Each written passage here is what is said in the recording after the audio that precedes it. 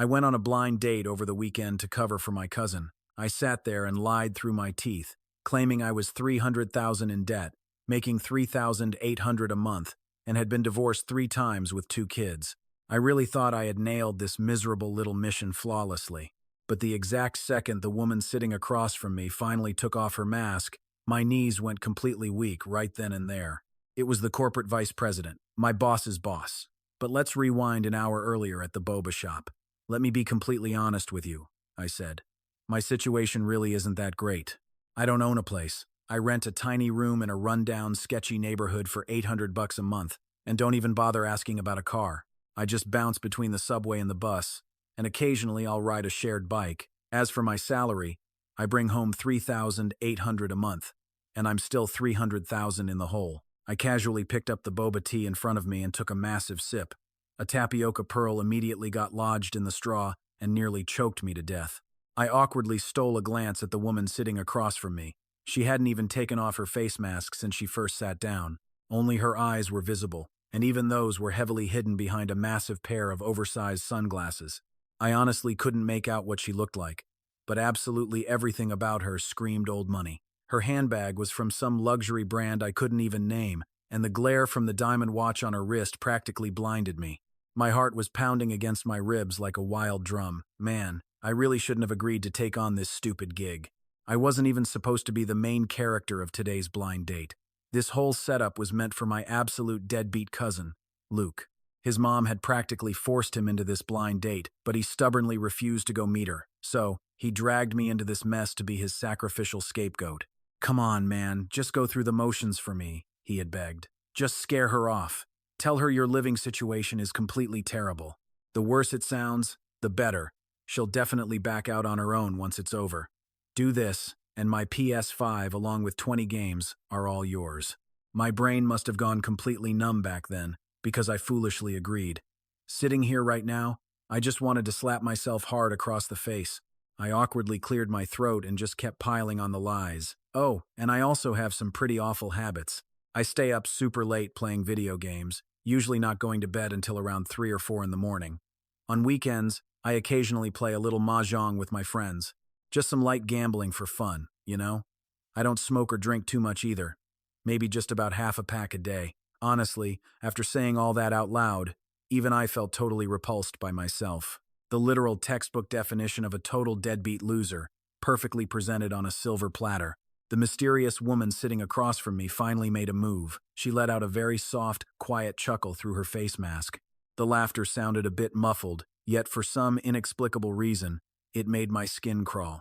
Are you finished? Her voice was crisp and icy cold, carrying a strange underlying tone I couldn't quite put my finger on.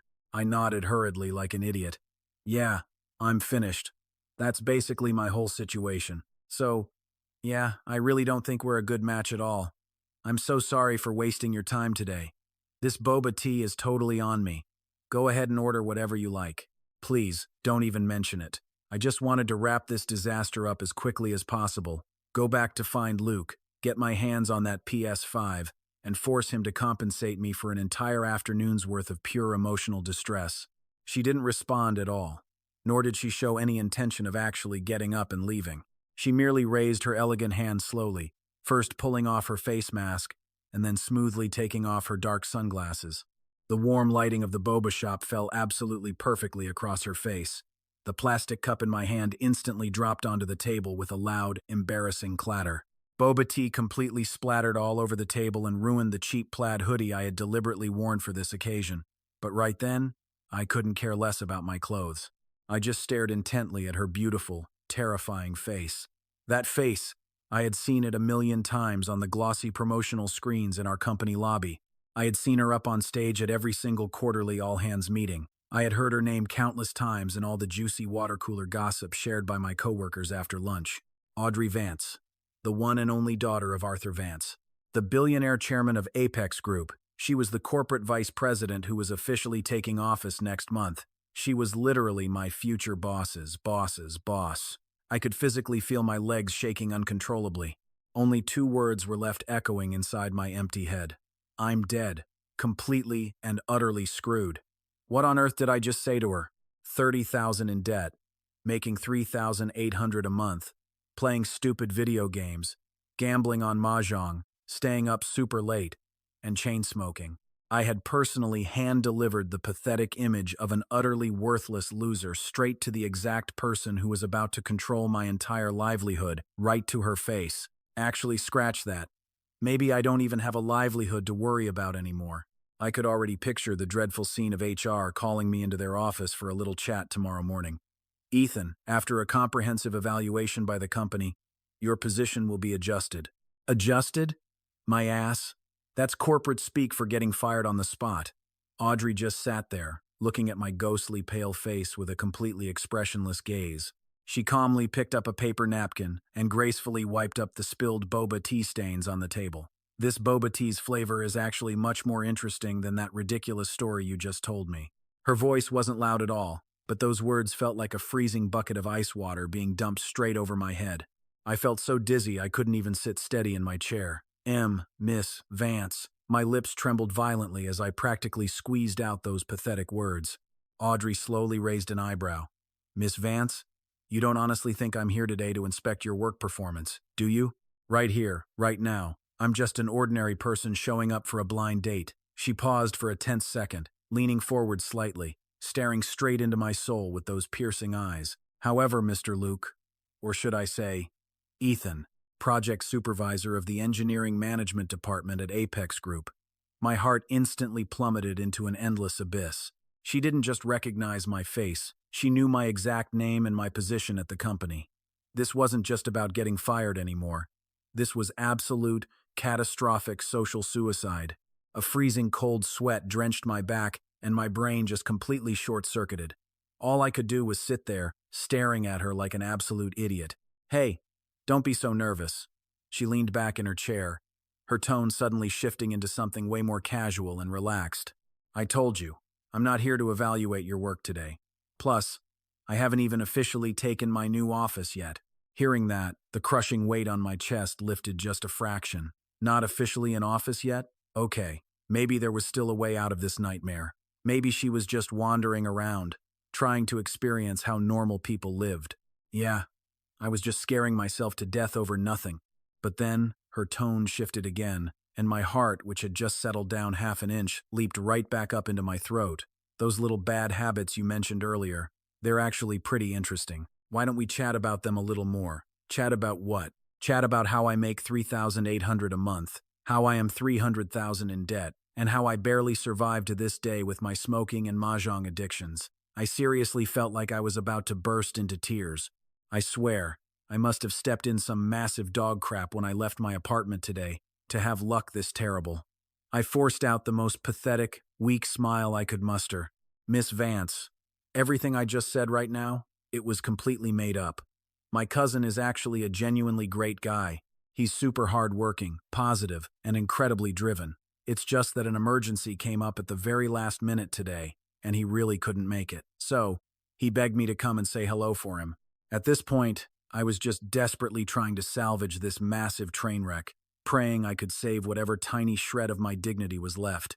Audrey gave me this mysterious, non-committal smile. She casually picked up her iced latte, which she had barely even touched, and slowly swirled it around. Oh, is that right? But the person I had an actual appointment with today was Luke. Yet the guy sitting in front of me right now is you, Ethan. So, how exactly do you plan on explaining this to me?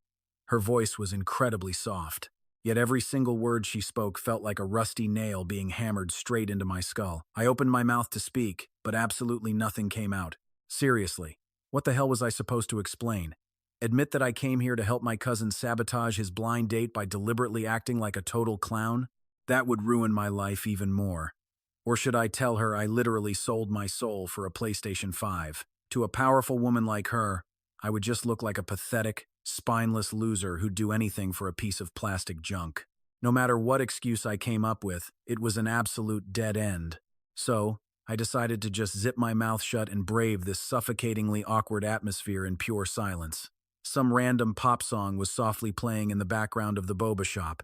Outside the window, I could hear little kids laugh. The entire world outside seemed completely normal and peaceful, while I felt like I had been shoved into a freezing ice cave. shivering violently from head to toe. Man, I had never hated my own soft-hearted nature so much in my entire life, and I had definitely never hated a boba shop this much before. If I could just turn back time 2 hours, I swear I would have tied that bastard Luke up with rope and dragged him here myself. But it was way too late for regrets now. I could only sit helplessly on this cheap plastic chair, waiting for the terrifying Audrey Vance to pass her final judgment on my career. She stared at my face, which honestly looked like I was about to drop dead. Then, completely out of nowhere, she couldn't help but chuckle. "All right, you can stop acting now. Your face is so pale. Anyone who didn't know the context would think I was about to eat you alive." She casually pulled a slick business card from her designer bag, placed it on the table, and gently pushed it with her slender finger, sliding it right in front of me. "That's my personal number.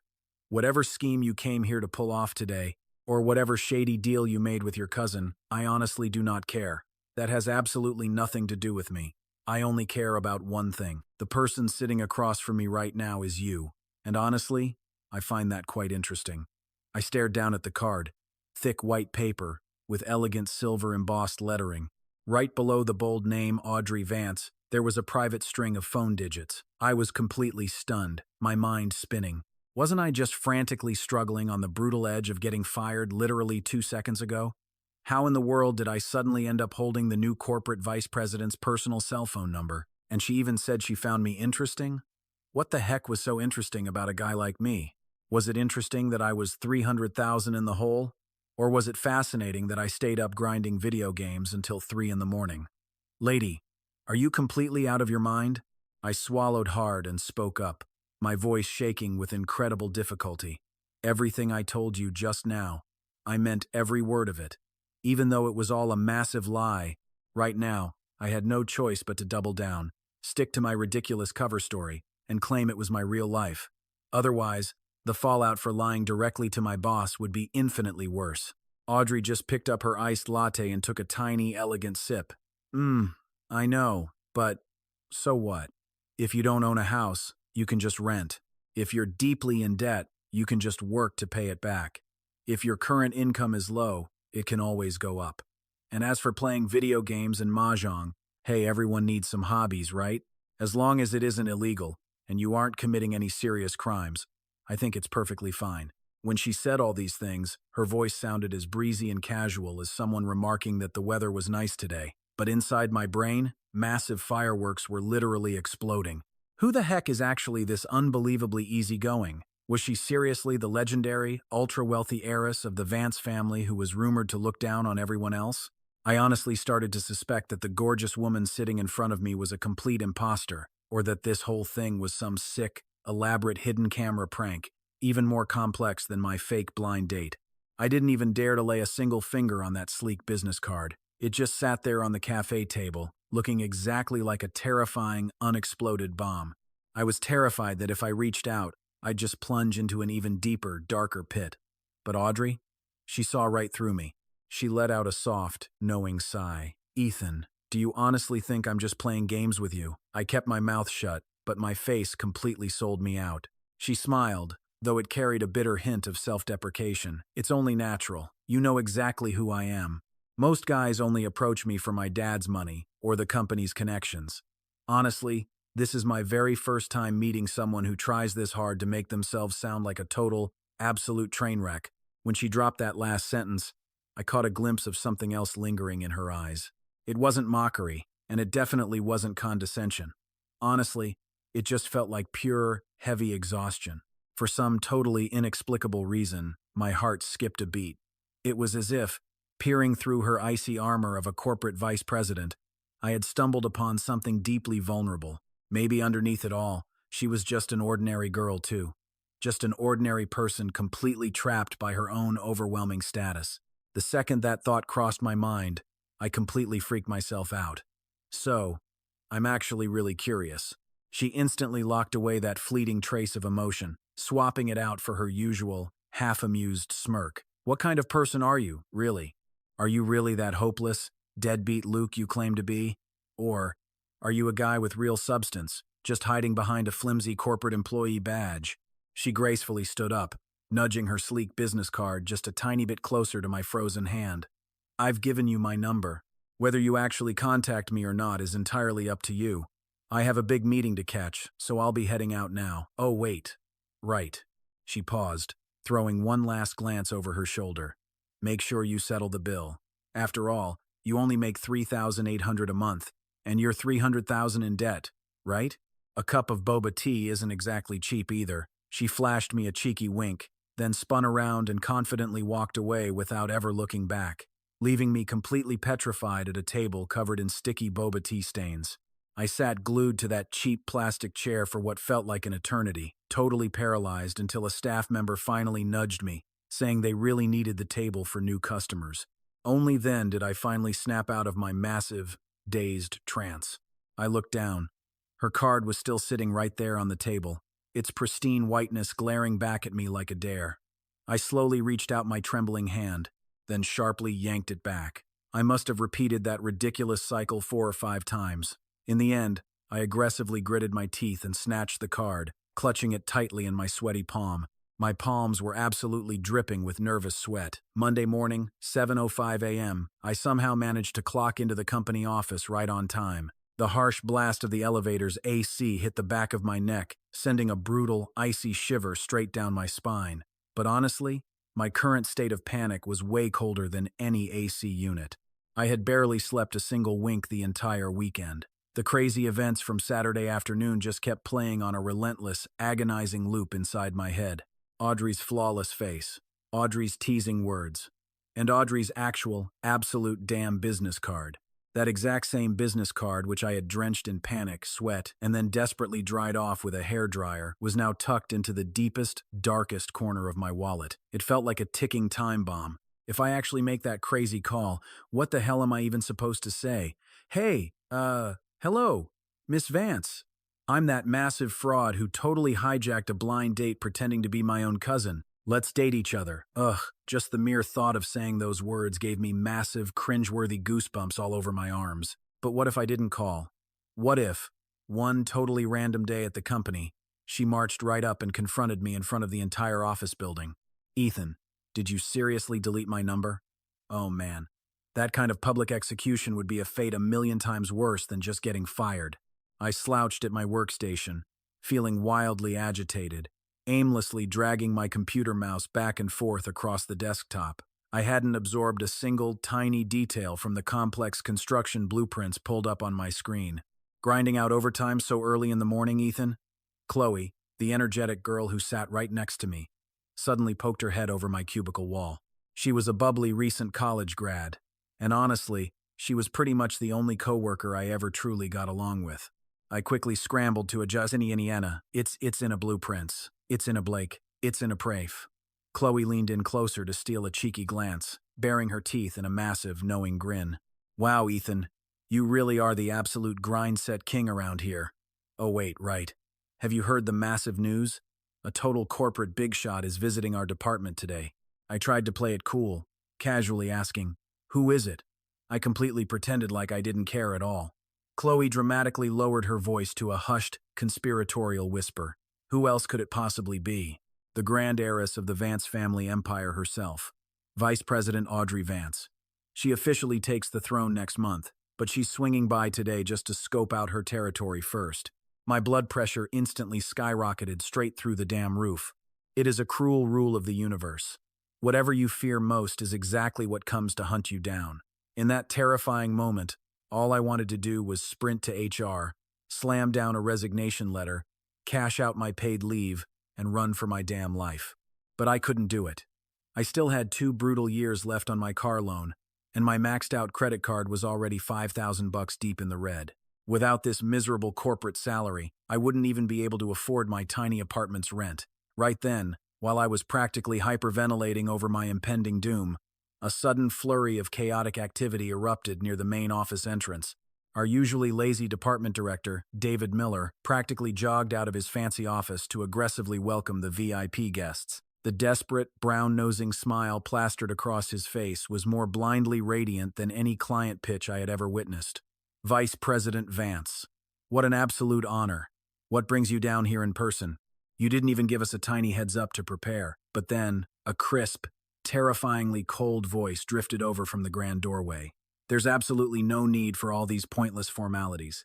Director Miller, please relax. I'm just taking a very casual look around. Hearing that exact voice, my panicked heart violently leapt right up into my throat. I desperately buried my sweating face behind my bulky computer screen, silently praying to any god that would listen that I could shrink myself down to be as paper-thin as the monitor itself. Please don't see me. Don't see me. God, please don't let her see me. I frantically chanted the desperate mantra on repeat inside my head. But the sharp, menacing click-clack of her designer high heels echoing against the hard office floor only drew closer and closer and closer. Every single footstep slammed like a sledgehammer right against my chest. And then the clicking stopped, dead in its tracks, right beside my cubicle. A faint wave of perfume hit me. Oh man, it was the exact same scent from the boba shop on Saturday. And who might this be? Audrey's chillingly calm voice drifted down from right above my head. Our manager, David Miller, scrambled to answer. Ah, this is our project supervisor, Ethan. He is an absolutely vital member of our department, and his skills are top-notch. I knew I couldn't hide from this any longer. Slowly, agonizingly, I tilted my head up, forcing an awkward expression that I honestly couldn't tell was a polite smile or a desperate, bitter grimace. Hello, Vice President Vance. Audrey was rocking a sharp navy blue suit today. Her hair was tied back so flawlessly, it looked completely unreal. She looked like a totally different person compared to that laid-back woman hiding behind a mask and sunglasses at the boba shop just last Saturday. She just swept her cold gaze down at me, her face completely blank, acting exactly as if she had never crossed paths with me in her entire life. Supervisor, I hear you are working on an urban renewal project right now. Keep up the good work. After dropping those heavy words, she just turned and walked away with David Miller, leaving me absolutely dripping in a cold sweat, completely surrounded by a circle of stunned, wide-eyed colleagues. Ethan! Dude, this is incredible! Chloe's eyes totally lit up. The vice president actually singled you out just to say a few words to you. Out of our entire department, she only remembered your name. Hold on. Could it be that you actually have some kind of secret history with her? The corners of my mouth twitched violently. History? Oh yeah. Major history. She literally knows I am $300,000 in debt and only make $3,800 a month. When she said, "Keep up the good work," what my panic-stricken brain actually heard was, "Your pathetic life is in my hands, so you better behave." Slumping heavily back against my chair, I stared blankly up at the ceiling, feeling exactly like a helpless little mouse utterly cornered by a vicious cat. With absolutely nowhere to run and nowhere to hide, I didn't even dare to budge an inch from my workstation for the entire morning. Even taking a quick bathroom break was a full-on sprint there and back, utterly terrified that I might accidentally bump into her out in the hallway. I ordered some quick takeout for lunch and aggressively scarfed it all down right at my desk in barely 3 minutes. By 2 p.m., I was huddled in the conference room, going over the urban renewal plans with the whole team. But right as I was passionately explaining the underlying logic behind our demolition compensation calculations, the heavy conference room doors were suddenly pushed wide open. Audrey strolled right in, and she was completely alone. No David Miller, no fancy secretary, and absolutely no one else trailing behind her. The entire room fell dead silent in a split second. Everyone just shot up from their seats in perfect unison. "Vice President Vance!" I scrambled to stand up along with the rest of them, my calves practically trembling. She casually waved her hand. "Sit down. You all may continue. I am merely here to observe." She effortlessly pulled out a random chair and sat herself down. Her posture was just so intimidatingly relaxed. But the exact second she sat there, it felt like the temperature in the entire conference room violently plummeted by at least 5 degrees. Come on, who could possibly run a normal functioning meeting right now?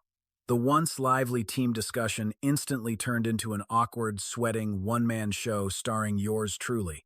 I forcefully braced myself, rigidly reading through every single slide, line by excruciating line.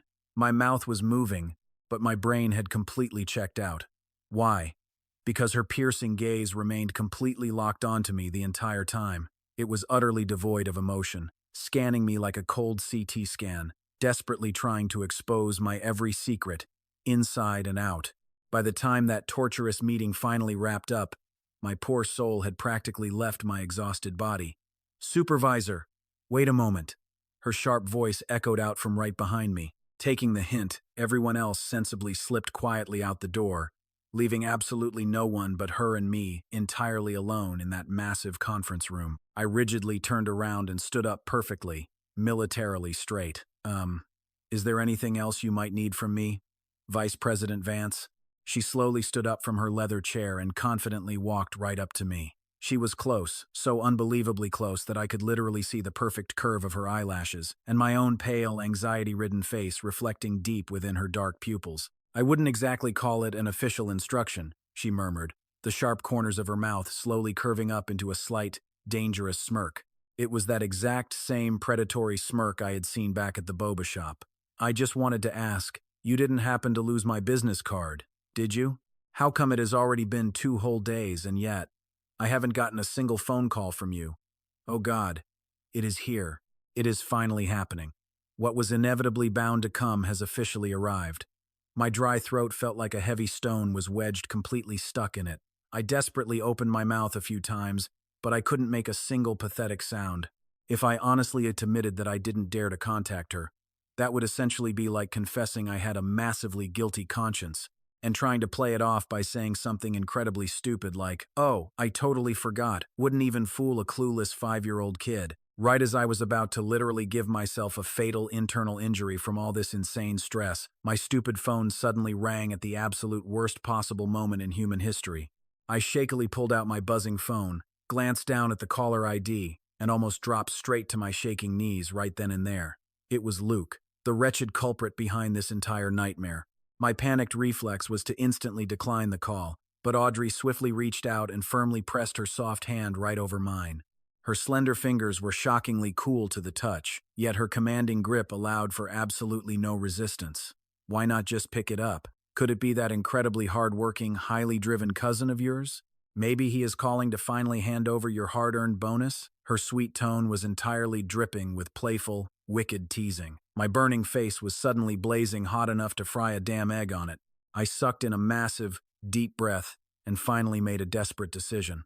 I aggressively answered the call, and honestly, I even threw that thing right onto speakerphone. I was totally going for broke now, risking it all. "Yo, man, where the heck are you?" Luke's obnoxiously loud voice instantly blasted out from the tiny receiver. "Is that crazy blind date finally settled or what? Did you actually manage to scare that stuck-up girl away? Look, you better take real good care of my PS5, bro. Don't you dare scratch or dent it. By the way, what does this girl actually look like? Is she completely busted? Hey, if you think she's even half decent, why don't you just date her yourself? I mean, you aren't getting any younger, man, and being single right now is just pathetic. Come on, keep the good stuff in the family, right? Am I right?"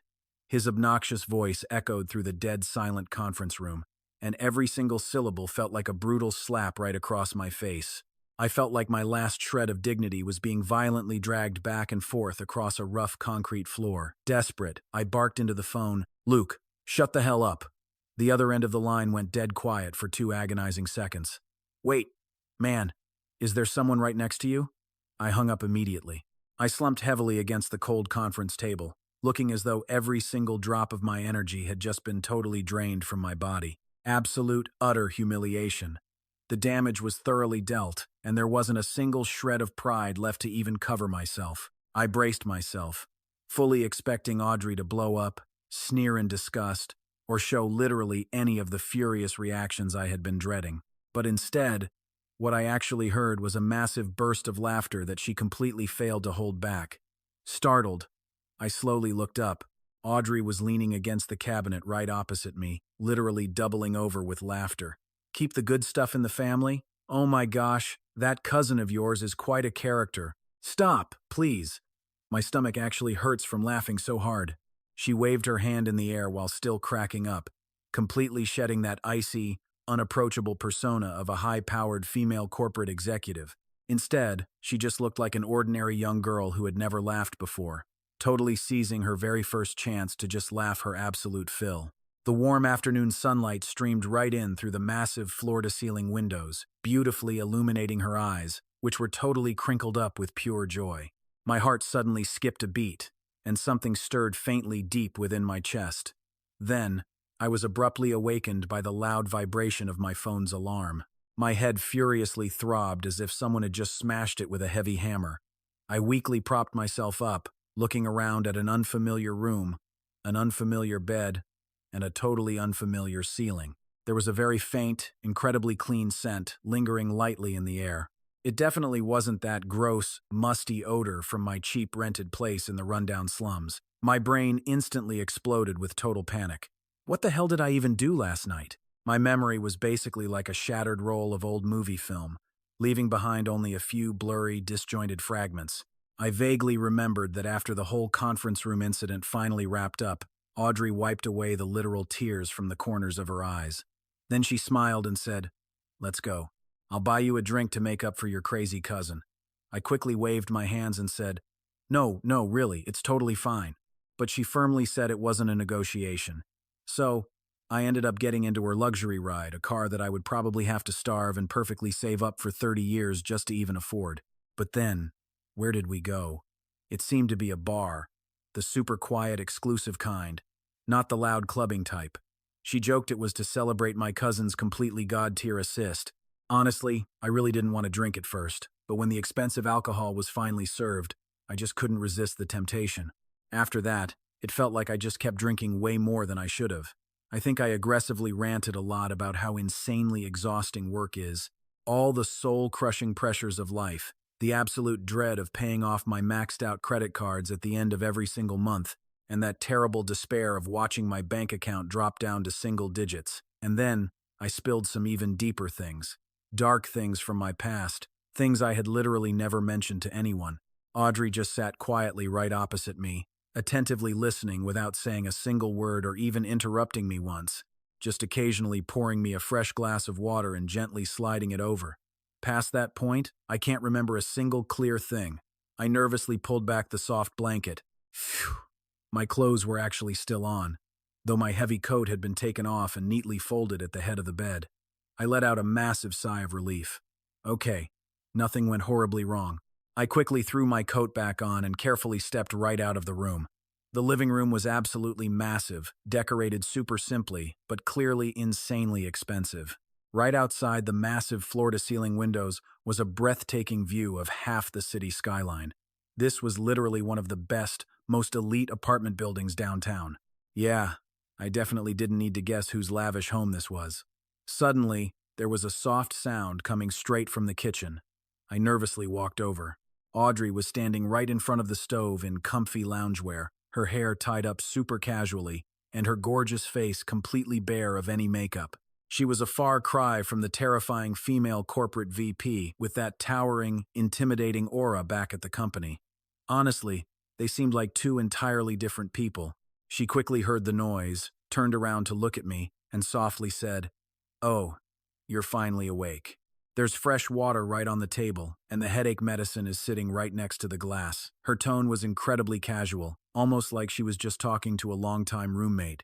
I just stood awkwardly at the kitchen entrance, completely at a loss for what to even do with my clumsy hands and feet.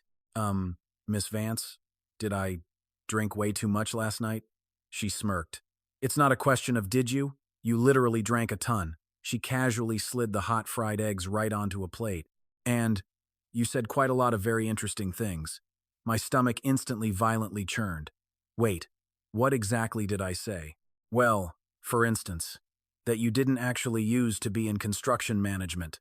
My knuckles instantly turned stark white as I desperately gripped the doorframe. She slowly walked over carrying the plate, passing right by me to place it gently onto the dining table. "Like how you spent 3 whole years doing project design in the city. Like how your brilliant design proposal was totally stolen. And how the very person who stole your design is now the head design director at another elite firm." She calmly listed off my darkest secrets, one by one, and my face grew drastically paler with every single terrifying item.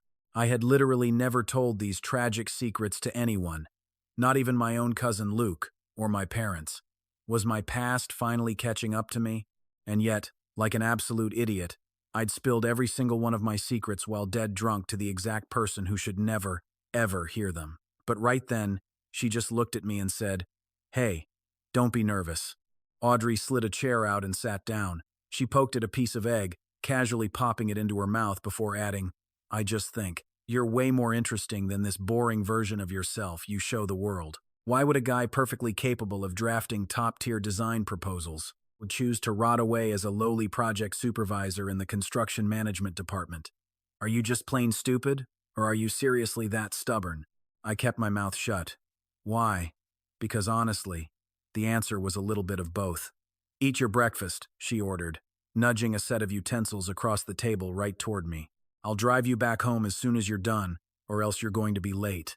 And honestly, with that sad $3,800 salary of yours, I wouldn't know whether to laugh or cry. Left with zero choice, I finally sat my butt down and picked up the fork. Just picture it. Sitting directly across from me was my boss's boss.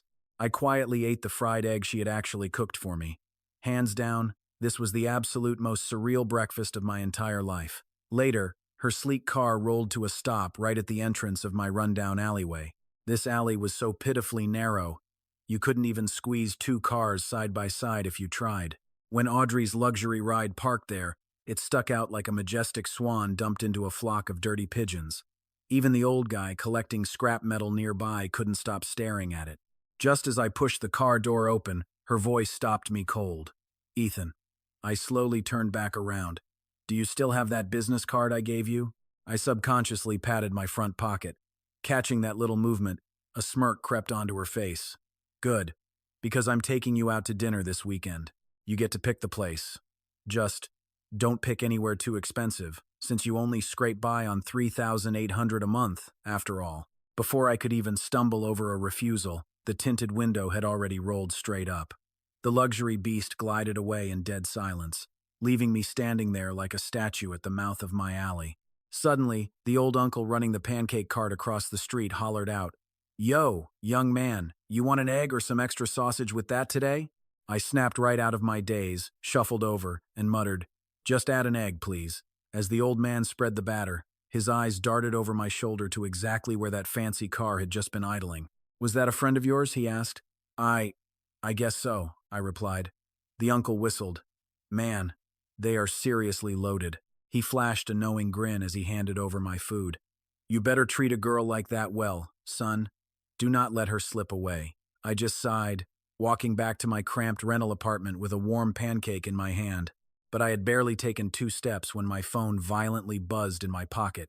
It was a message notification, a friend request from a totally unknown number. The verification message read exactly 4 words. This is Audrey Vance. I stared blankly at that glowing screen for what felt like a full minute, before finally hitting accept. I'm losing it. I must be completely out of my freaking mind.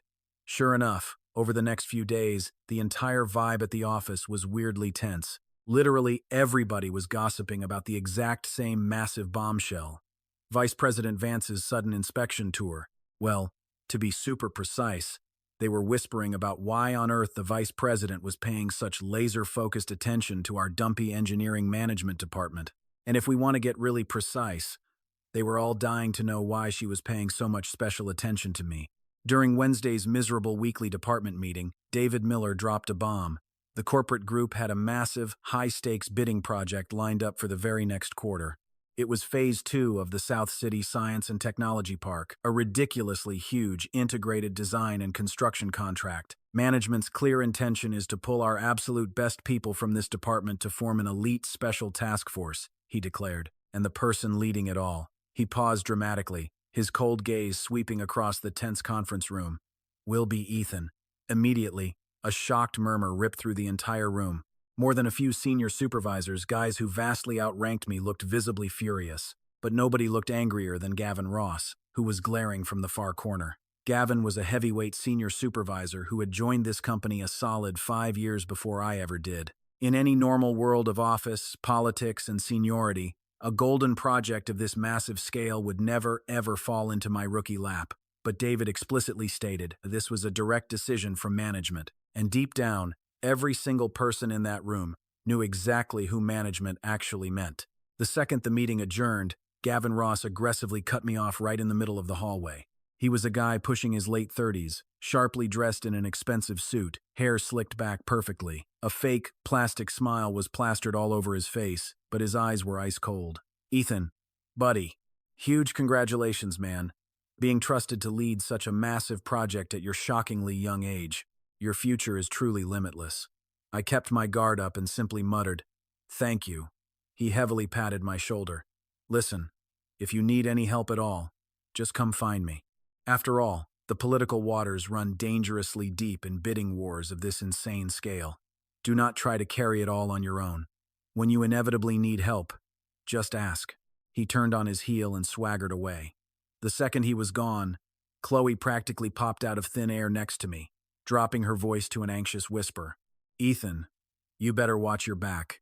Gavin has been drooling over that South City project for over 6 whole months.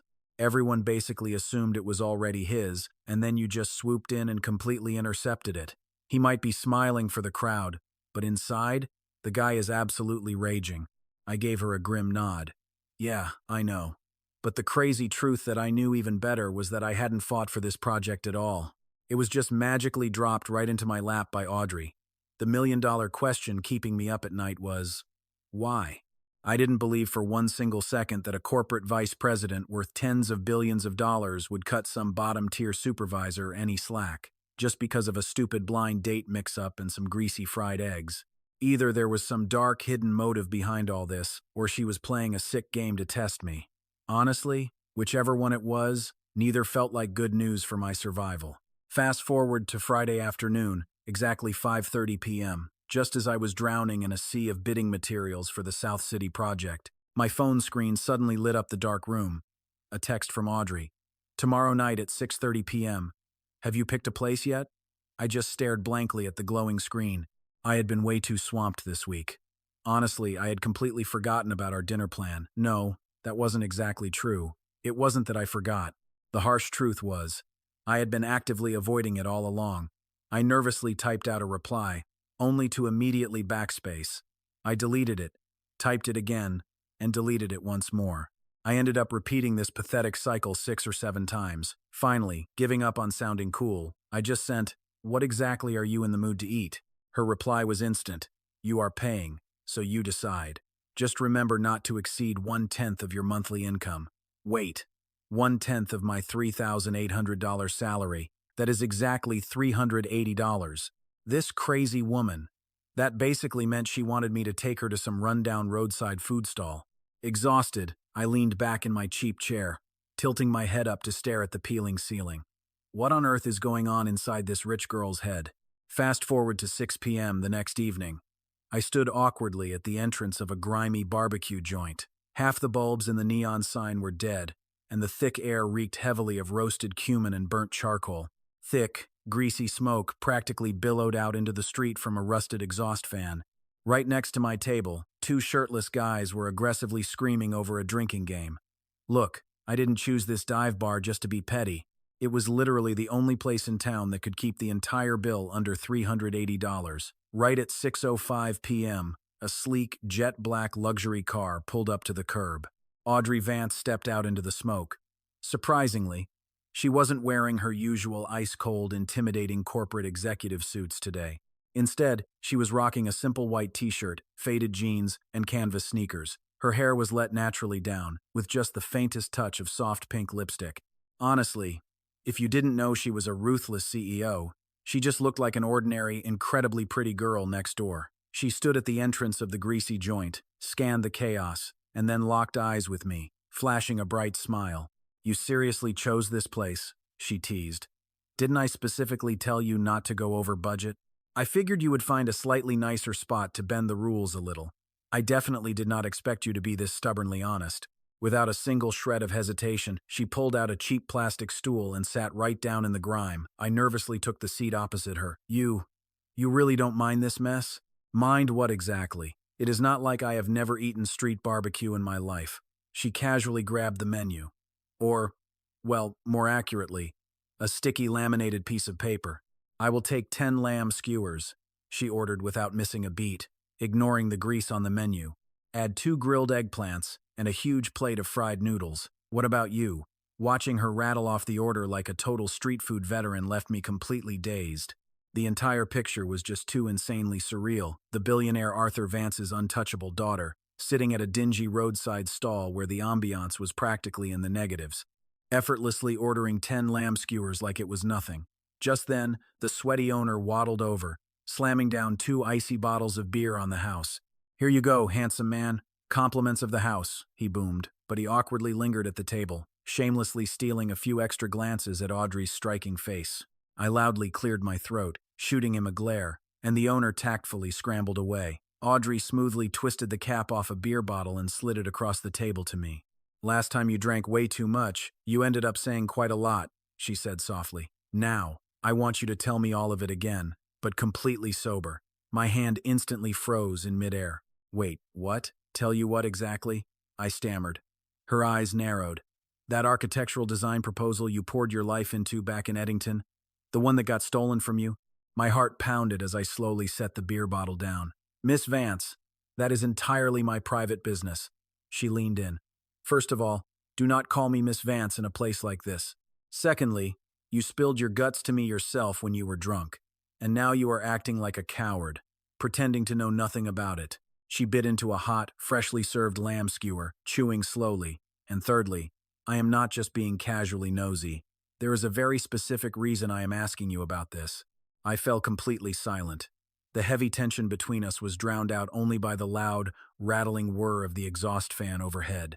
Wave after wave of obnoxious shouting from the neighboring table's drinking game drifted over us. Finally, I sighed. 3 years ago, I was a naive junior architect working at Arc Design Institute back in Eddington. I was tasked with an incredibly ambitious design proposal for the massive urban renewal of an old, abandoned factory district. I literally bled for that project. I poured my absolute heart and soul into it for 6 grueling months. But then, a senior partner at the firm snatched it away, tweaked a few minor details, and slapped his own prestigious name right on the cover. That exact same proposal went on to win a massive provincial design award. The bastard used my award to jump ship, securing a cushy job at a much larger, elite firm as their head design director. Furious, I stormed in to demand a damn explanation. You know what they told me? They smugly said that all intellectual property created at the Institute legally belonged to the company. If it ever went to court, a nobody kid who had only been in the industry for 3 years could never, ever beat a filthy rich, incredibly well-connected partner. So, I just gave up. I left Eddington, dragged myself over here, swore I would never do architectural design again, and threw myself into mindless construction management instead. After dumping all that heavy baggage, I took a long, bitter sip of my beer. It was the absolute cheapest kind of green bottle booze, tasting incredibly bland, flat, and watery. Audrey did not say a single word of pity. Instead, she methodically wiped her mouth and set down the empty bamboo skewer. "What was the thief's name?" "It really doesn't matter anymore," I muttered, looking away. "What was his name?" she demanded, her sharp eyes piercing right through me. Defeated, I met her fierce gaze. "Julian Stone. He is currently sitting comfortably as the elite design director over at Horizon Architecture." Audrey coldly picked up her phone, rapidly typed out a message, sent it, and placed it face down on the sticky table. "Understood. I will definitely keep his name in mind," she said with a chilling calmness. "Now eat up. These skewers will taste like absolute garbage once they get cold." Brushing off the heavy tension, she happily picked up another lamb skewer and started eating heartily. It was as if our deeply emotional conversation just now was nothing more than casual small talk about the local weather.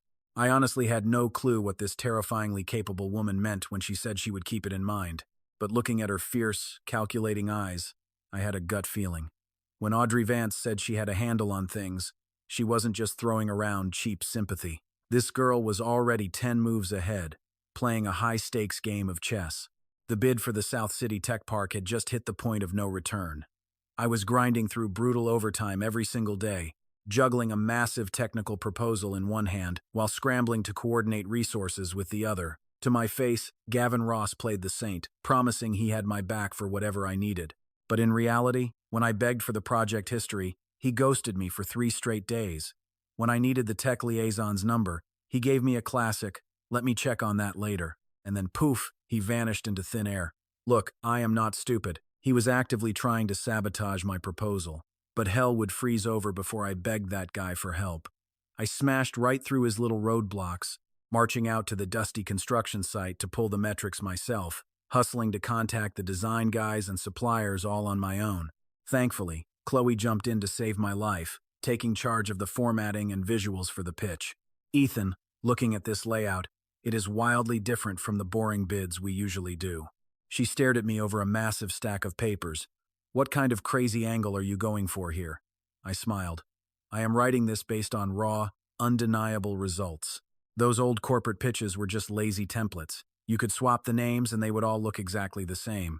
Clients glaze over 100 of those boring copies, completely forgetting them the second they walk away. I need them to remember ours. So, I built a brutal before and after model, and even threw in a smart analysis of the local traffic flow. Chloe's jaw practically hit the floor. Ethan, is this really the work of a basic project supervisor? Did you secretly work as a high-end designer? I just kept my head down, dodging the question. Come on, let's get back to the grind. This first draft is due tomorrow morning, but what I completely missed was the snake lurking right outside our conference room door. Gavin Ross was leaning against the wall, gripping a coffee cup. That creep had been eavesdropping for at least 5 minutes. He heard every single word Chloe and I just said, loud and clear. He took a bitter sip of his drink, his face twisting into an incredibly ugly, threatened scowl.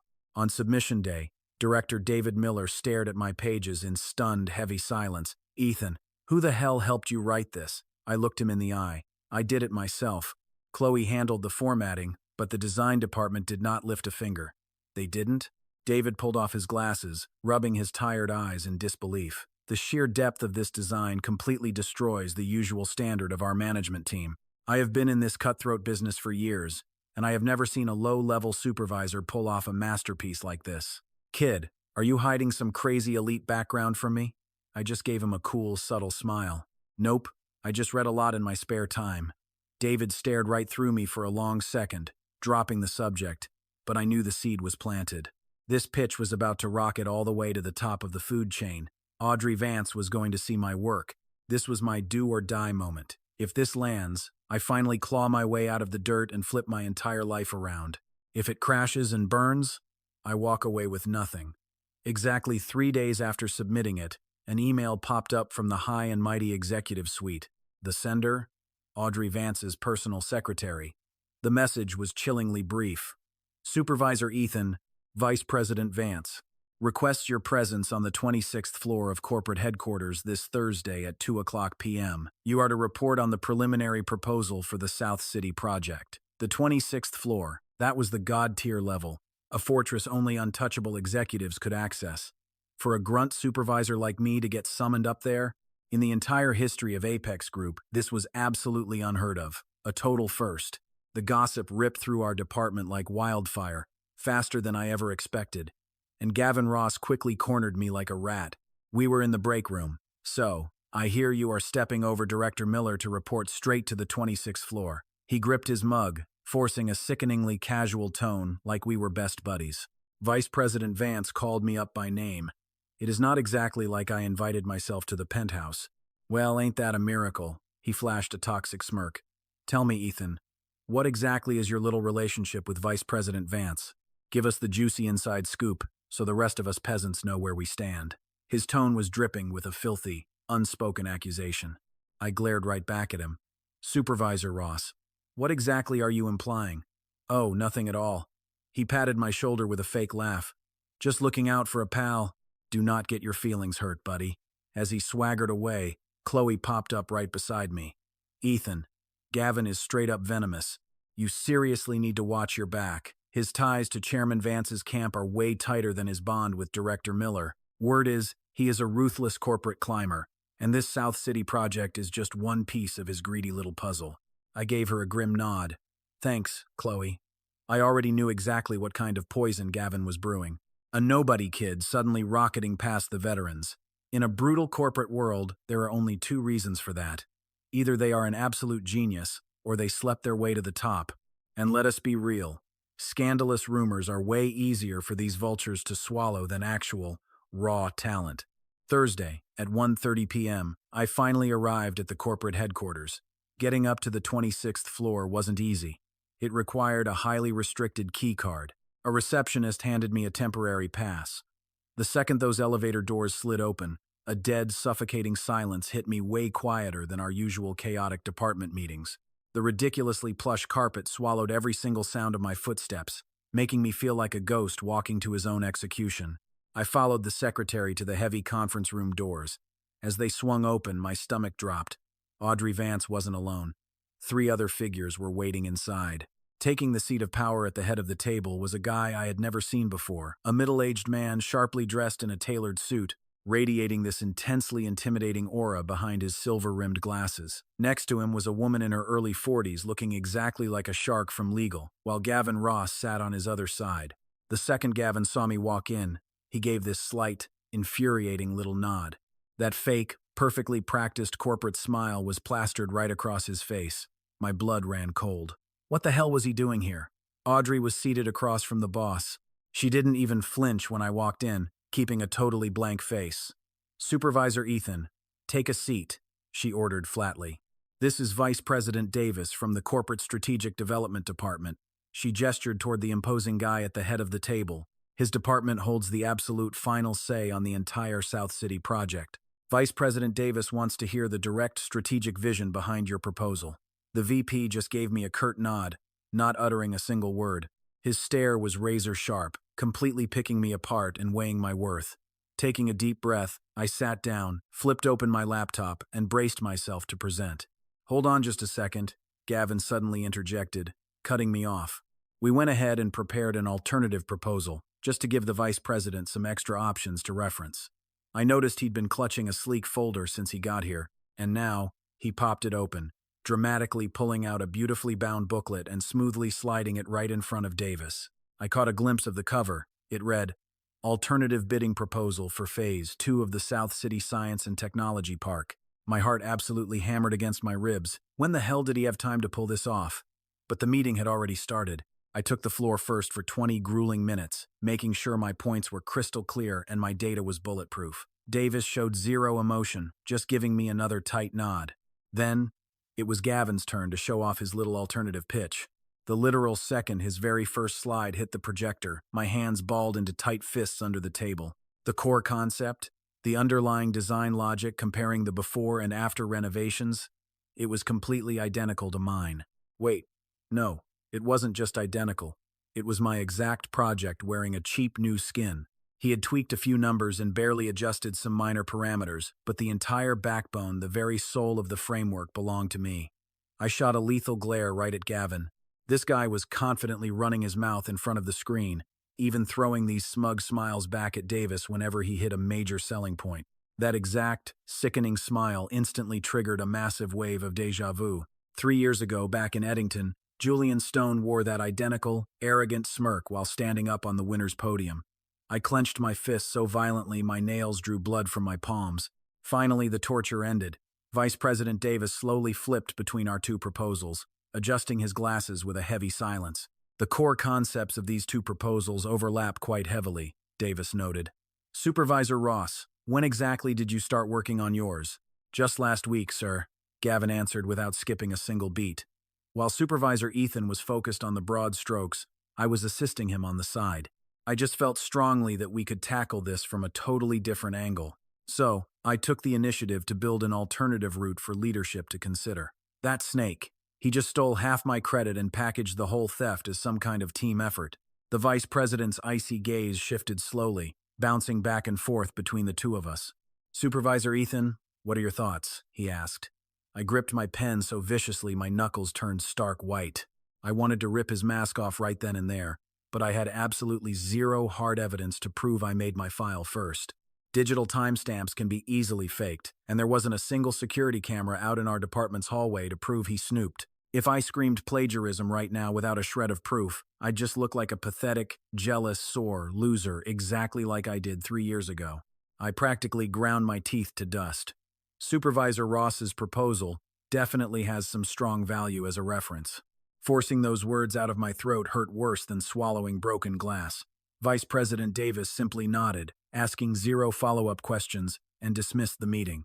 I stormed out of the conference room, only to immediately bump into Gavin out in the hallway. He fell into step right next to me, dropping his voice to a slimy whisper. Ethan, buddy, don't overthink this. We're all just doing what's best for the company. When it comes to big pitches, who crossed the finish line first or second doesn't really matter. It's the final result that pays us. I stopped dead in my tracks. Gavin, you broke into my computer. His footsteps faltered for a split second before he turned back around, that sickening smile totally frozen in place. Whatever do you mean, man? I'm totally lost. Last Wednesday night, around 9:30 p.m., I was the last guy left in the department and took a quick bathroom break. But when I got back, my computer screen was wide awake. I made sure to lock my screen before stepping away. Gavin's smile froze for a split second, but that slick bastard recovered fast. Ethan, you've been pulling way too much overtime. You're hallucinating, man. I clocked out at 8 p.m. sharp that night. The attendance logs prove it. He patted my shoulder. That exact same condescending tap. Don't be so sensitive, young man. It's a quick way to make enemies. He sauntered off, leaving me completely alone in the hallway, my heart hammering against my ribs. The absolute nightmare from 3 years ago was playing out all over again. Just a different city, a different face. The filthy tactic used to steal my blood, sweat, and tears was exactly the same. I slumped against the cold wall, tilting my head back to stare at the blinding fluorescent lights. The glare was so piercing it made my eyes burn. But this time was different. 3 years ago, I was completely alone. Suddenly, buzz. My phone vibrated. A text from Audrey. I watched that entire meeting. You held back, Ethan. But playing nice doesn't mean you should just roll over and take it. I just stared at the screen, my thumb hovering for what felt like an eternity. Finally, I typed out one desperate line. He stole my proposal. Seconds later, she fired back a short text. I know. A heartbeat passed. Then another message popped up. You still remember what happened on Saturday, right? You owe me dinner. And this time, I'm picking the spot. I shoved my phone deep into my pocket. My steps felt a little more grounded. Just a tiny bit. But it was something. Saturday evening rolled around, and I pulled up to her spot. A Japanese joint. Not one of those insanely expensive omakase places, but definitely not cheap either. I hesitated at the door, nervously wondering if the $1,200 left in my account would even cover it. Pushing the door open, I saw she was already there. She wore a simple beige knit sweater, looking as casual and sweet as a college student. I sat down, realizing she'd already ordered. Hey, don't look at the prices, she smiled. It's my treat today. How much did you spend last time? $370, including drinks. Such precise budgeting. You even left $10 for the subway or a shared bike. She burst into laughter, then smoothly tucked her smile away. Leaning in close, her eyes sharpened. All right, let's talk business. How much of the South City proposal did Gavin Ross actually steal? The core architecture and every single piece of data. He tweaked a few things, but the bones are mine. Do you have a backup? I do. But that snake can just claim the file timestamps are a total coincidence. What about the server? She pressed. Does your department's file server keep an operation log? I froze for a second. There should be, but that's managed by IT. I can't touch it. What if I can? She countered. I stared at her. What do you mean? I officially take over the engineering management department next month, but I already got admin access to the IT system last week. Every single operation log on that file server, I can pull them all. When exactly did you upload the first draft to the server? The week before last. Thursday night at 11 p.m. Gavin's file was uploaded last Friday afternoon? Yeah. Then the time gap in the logs is our smoking gun. We combine that with your local computer's creation time, plus your overtime record from that night. If his system log shows he clocked out at 8 p.m., but the building access logs catch him still here after 9 p.m., then boom, everything perfectly aligns. I just sat there, watching her completely dismantle the situation with absolute, flawless logic. Have you checked the access logs yet? Not yet, but I will. I just need you to confirm one thing. She looked dead into my eyes, her voice softening. Are you willing to let me help you? Help? Me? Yes, help you. Not as the vice president, but as. She paused, a warm look crossing her face. As a friend, or just as that ordinary girl at the boba shop who was touched by your $3,800 paycheck. My hand, gripped tight around my cup, went totally still. You really don't have to do this for me. You're the vice president now. If you get dragged into a messy fight between a project lead and a senior supervisor, It's gonna look really bad for you if word gets out. If word gets out, she slowly raised an eyebrow, an air of untouchable confidence radiating from her. Do you honestly think I care about word getting out, Ethan? You still don't seem to grasp one crucial detail. In this company, anyone with the last name Vance carries more weight than absolutely anyone else. Her tone was completely flat, stating it like the undeniable law of the land. But that raw, undeniable fact hit me like a massive sledgehammer, shattering the mental wall that had kept me trapped for so long. You took a massive hit back in Eddington once before, right? Your proposal was stolen from you. You couldn't win the lawsuit, and they forced you out. But Ethan, that only happened because you were totally alone. Now, you are not alone. So, what's it going to be this time? Are you going to take the hit and run away like a coward again? Or are you going to stand up and take back exactly what belongs to you? I tapped my chopsticks against the table. Tap, tap. A quiet sound lost in the restaurant's ambient music. Nobody else noticed, but I knew deep down this wasn't hesitation. It was the heavy, sweet sound of total relief. I had finally made my choice. I looked her in the eye, my voice rock solid. I'm not going anywhere. I ran like hell in Eddington, and I refused to do it a second time. A sly grin touched Audrey's lips as she raised her sake cup. Then stay. She took a slow sip. Tomorrow morning, I'll pull those logs and expose that bastard for good. Head back, make a copy of every single local file backup you have, and hand them over to me. Once you do that, you won't need to worry about a thing. You only have one job right now. What is it? Make that South City proposal an absolute masterpiece. Make it so undeniably good that nobody could ever replace your original work with some cheap, stolen replica. Can you do that for me? I held her gaze, looking straight into her eyes. She wasn't wearing any makeup today, and as the soft light caught her face, all I saw was a clean, unshakable determination. Yes. When that single word left my throat, my own voice sounded steadier than it ever had in my entire life. For the next 2 weeks, I practically chained myself to the office. I completely trashed my preliminary draft for the South City proposal and started over from scratch. I wasn't about to settle for a proposal that would just get by. I was going to craft something so brilliant that no one could possibly forget it after a single glance. All those heavy-hitting design skills from my time over in Eddington had been locked away in the dark at the bottom of my trunk for 3 long years. But now, I brought out absolutely everything.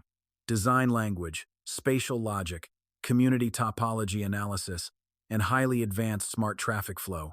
I pushed every single section of that project right to the absolute limit. Chloe backed me up, making 3 separate trips to the actual construction site just to pull the raw, real-world data. Ethan, this community traffic flow model of yours, why does it look exactly like a brilliant concept I read about in an industry journal? She stopped dead, catching herself right in the middle of her sentence. Wait, what was the pen name of that article's author again? Hensley. Right. Hensley. Have you read that piece? I completely ignored the question. Back to work. No distractions. Chloe tilted her head, studying me for 2 long seconds, but she didn't push it any further. But the second she sat back down at her workstation, I noticed her quietly opening a new browser tab.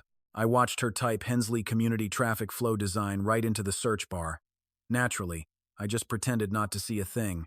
While we were grinding away on our end, Gavin Ross certainly wasn't just sitting on his hands. He started heavily seeding toxic rumors all around the department.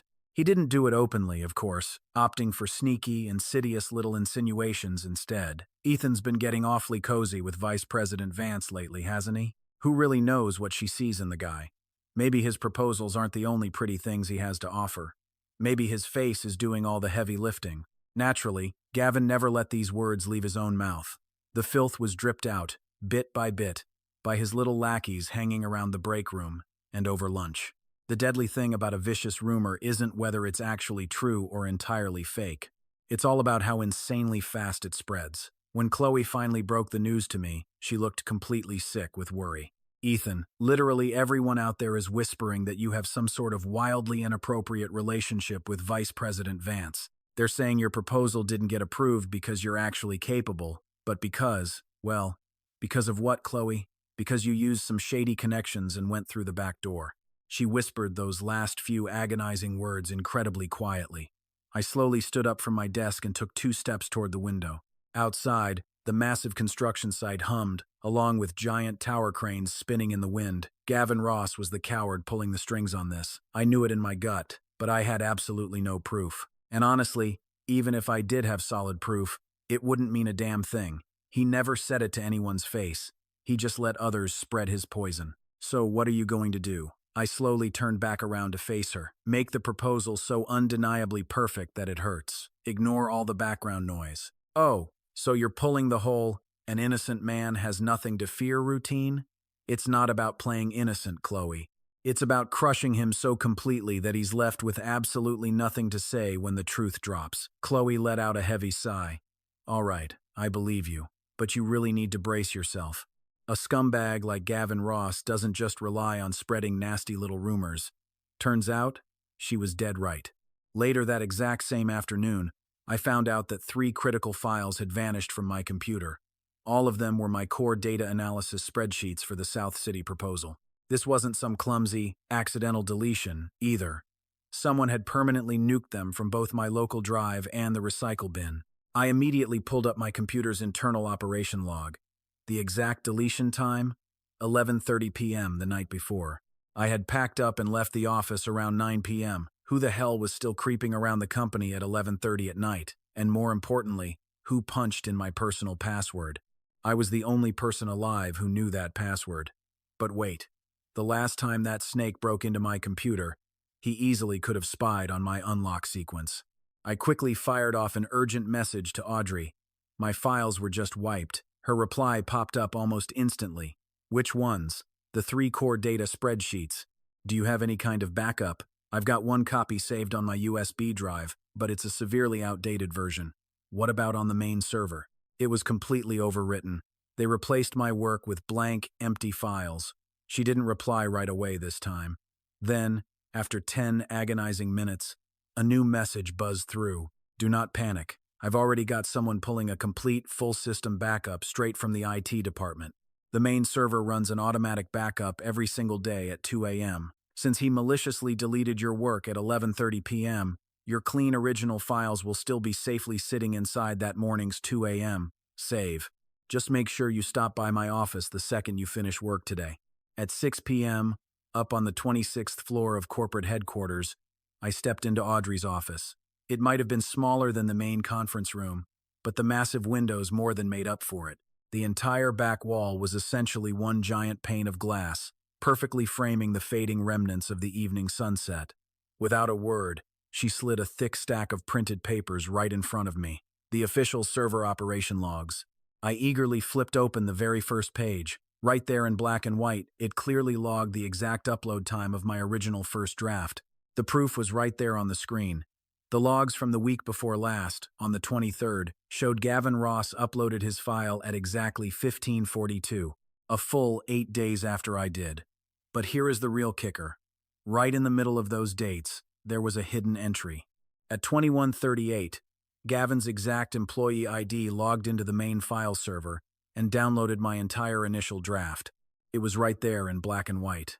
My hands were literally shaking with rage. That is not all, Audrey murmured, flipping to the second page. Check the building access log. The exact time Gavin swiped his keycard to leave the parking garage that night was 10:05 p.m., but his official attendance record shows he clocked out at 8 p.m. sharp. That leaves a massive, unaccounted window of 2 hours and 15 minutes. During that exact window, he used his ID to log into the server and steal your files. She then flipped to the third page. 3 nights ago, at 11:31 p.m., Gavin's employee ID popped up in the system operation logs once again. He completely deleted your 3 core data files and used blank documents to overwrite the originals on the server. I slammed the folder shut, pressing my trembling fingers hard against the cover. This is more than enough evidence to ruin him. When should I take this to Director Miller? I asked. We are not going to Director Miller, she replied flatly. Audrey stood up and slowly walked over to the floor-to-ceiling window, the fiery orange sunset casting a golden glow across her sharp profile. Next Thursday is the massive corporate year-end proposal review. Vice President Davis, Director Miller, and several heavy-hitting external experts will all be sitting right there.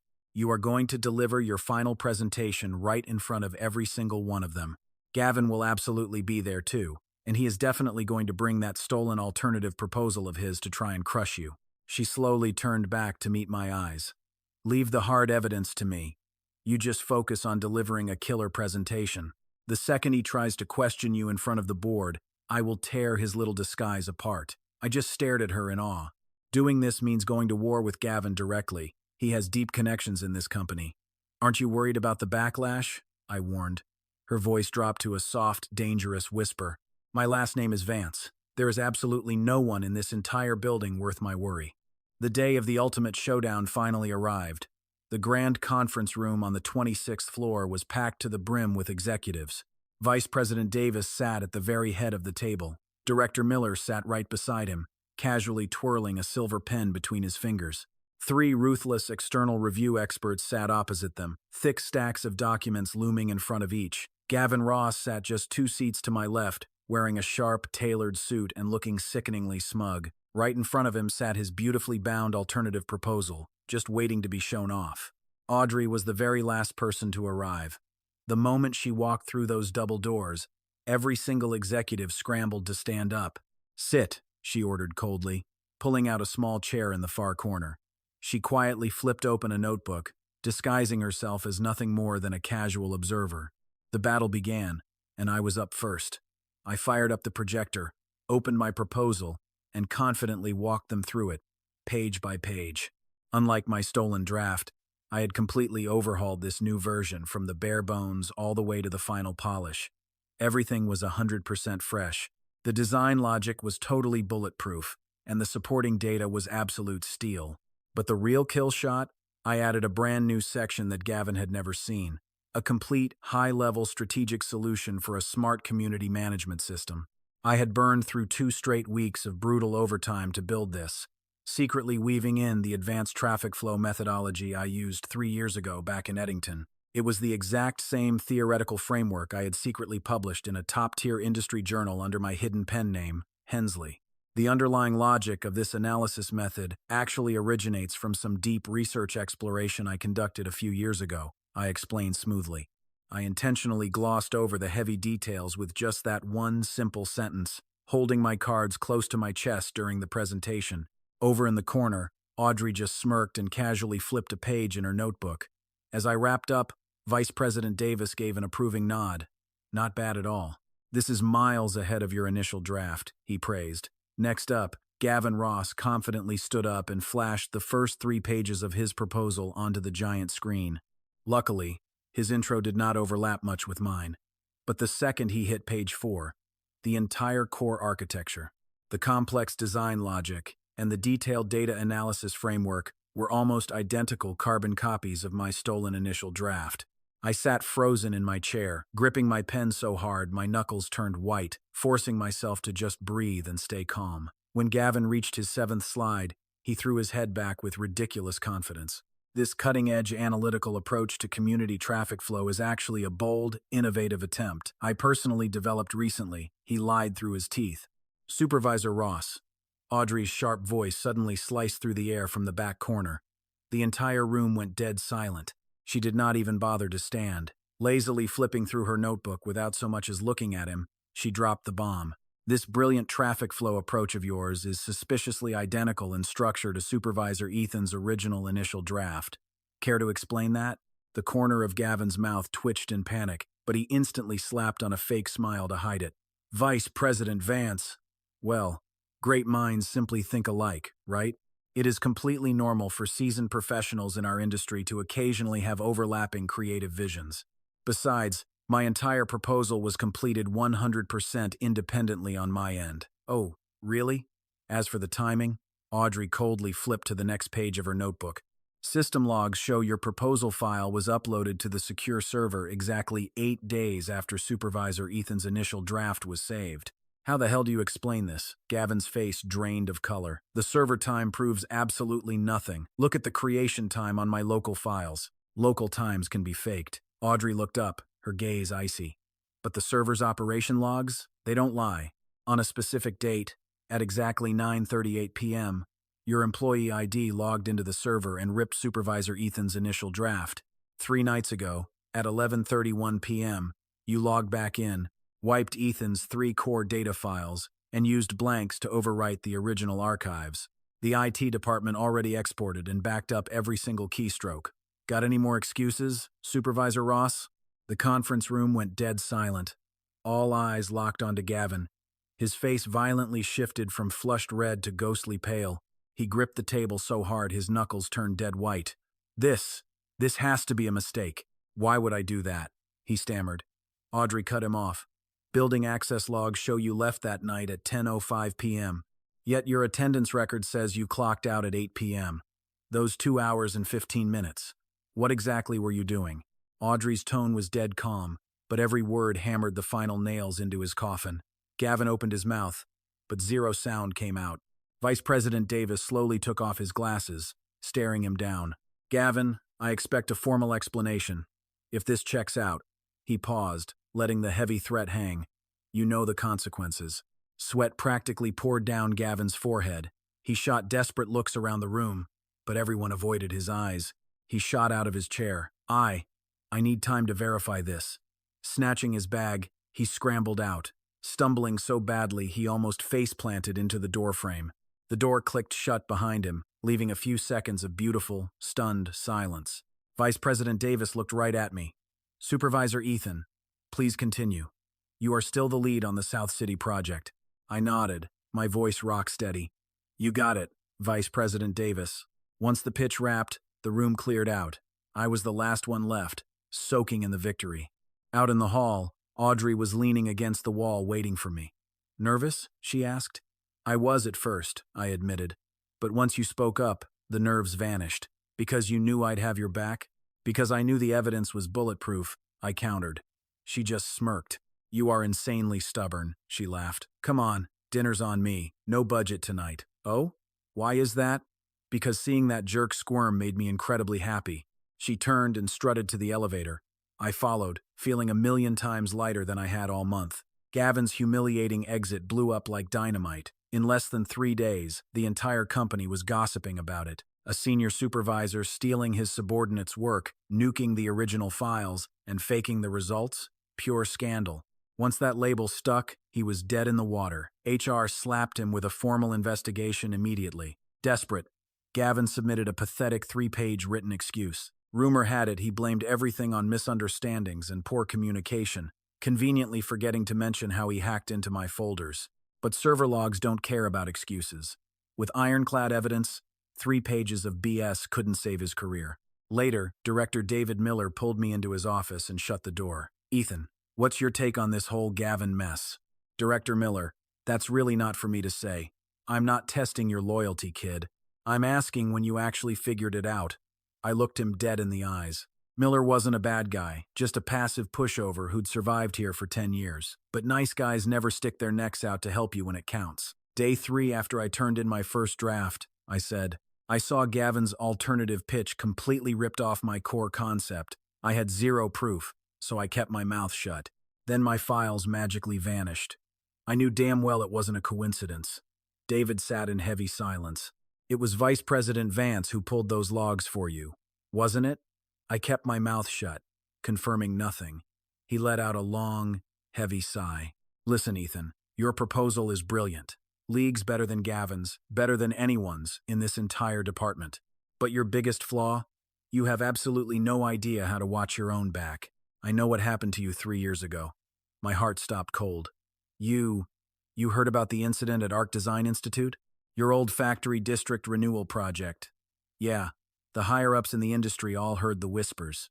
It's just that nobody wanted to cross Julian Stone to defend you. So, you vanished from Eddington, tucked your tail, came to Apex, and started from rock bottom. I honestly thought you'd given up on design for good. But this South City pitch? It proved you didn't lose your passion. You were just terrified to show it. I sat frozen, staring at the floor. I looked up, clenching my jaw. I'm not afraid anymore. David stood and walked over to the window. Good, Ethan. I can't fight your battles, but there is one thing I can do. You're taking charge of next month's bidding defense, Director Miller said, his tone dead serious, not as a supervisor, but as the lead designer. I snapped my head up. Director Miller? What do you mean? He leaned forward. I just pushed through a special transfer with corporate. You are now in full control of the technical proposal for the South City project. That includes everything design, construction, and operations. As of right now, you are the temporary project technical director. You're holding the exact same rank as Gavin. I shot up from my chair, totally stunned. Suddenly, a soft knock echoed through the room. The door swung open. Audrey stood there, looking sharp as ever. "You guys done talking?" she asked, her eyes darting from Director Miller straight to me. "I've already signed off on your promotion, Ethan. From this second on, you report directly to me." Miller gave a silent, respectful nod. Audrey didn't even blink. "Come with me," she ordered. "I've got something to show you." I followed her out of Miller's office, my mind racing. She led the way down the hall, her heels clicking at a slow, deliberate pace. "You said the snake who stole your proposal 3 years ago was Julian Stone, right? The current design director at Horizon Architecture?" "Yeah," I muttered. She stopped dead at the elevators and spun around. "Well, guess who's on the competitor list for the South City bid? Horizon Architecture." My heart slammed against my ribs, and Julian Stone. She paused, locking eyes with me. "Is their lead for this bid." Without missing a beat, she smashed the elevator button. The doors instantly slid open, and she stepped right in. I was completely paralyzed, my feet glued to the floor. The scumbag who ruined my life 3 years ago. And now, 3 years later, I'd be facing him head-on for the exact same project. "You coming in, or what?" Audrey asked, raising an eyebrow from inside the elevator. I finally snapped out of it and stepped inside. The heavy doors slid shut, the digital numbers ticking upward, floor by floor. Audrey. It was the very first time I called her by her actual name. "Did you know about this from the start?" She tilted her head. "Know what?" "That Horizon Architecture was gunning for the South City project. Is that why you randomly dropped this massive project into my lap? Was it all because of him?" She didn't even look back at me, her eyes fixed on the glowing floor numbers. "What do you think?" she deflected. "I don't know. That's exactly why I'm asking you." Ding. The elevator arrived, cutting off the tension. She took 2 steps out into the hall, then froze. "The very first time I saw your name was actually in the competitor analysis file for Horizon Architecture. Their point man was Julian Stone. I was flipping through his Golden Boy resume, and I noticed something weird. His massive, award-winning proposal? It was a total ripoff of your signature design style. So, I did a little digging into your background, and I found out everything that went down with you back in Eddington. Wait, you investigated me first, and then agreed to that blind date?" She finally turned around, her eyes piercing straight through me. "My mom set up that blind date. She had zero clue you worked for Apex. She only knew Auntie Nest. Luke's mom just asked a mutual friend to set me up with some guy. I was totally going to ditch it, until I saw the name on the profile. Ethan, former star at Arc Design Institute, current pencil pusher at Apex Engineering. I got super curious. I just had to see what this guy looked like, the genius who got completely robbed of his masterpiece and just vanished without a fight. I stood there, completely dumbfounded. So that day at the boba shop, when you gave me that pathetic speech about having no house, no car, and making $3,800 a month, I knew you were full of crap. A genius capable of crafting a proposal like that doesn't just end up a total loser. You were either putting on a pathetic act, or you were just running away. She strutted over to her office and shoved the door open. "Well, you don't have to run anymore. At the South City Defense, you are going to face Julian Stone face to face. It's your real talent against his stolen garbage. That battle you walked away from 3 years ago, you're going to finish it right here." I stood frozen in the doorway. A draft from the hallway sent a shiver down my spine, soaking my shirt in cold sweat. But inside, my blood was absolutely boiling. "Well, are you coming in or not?" she demanded from behind her massive desk. I clenched my jaw, stepped inside, and the door clicked shut behind me. The days that followed were an absolute blur of pure, unadulterated madness. The defense for Phase 2 of the South City Tech Park was locked in for the 15th of next month, a brutal countdown of exactly 30 days.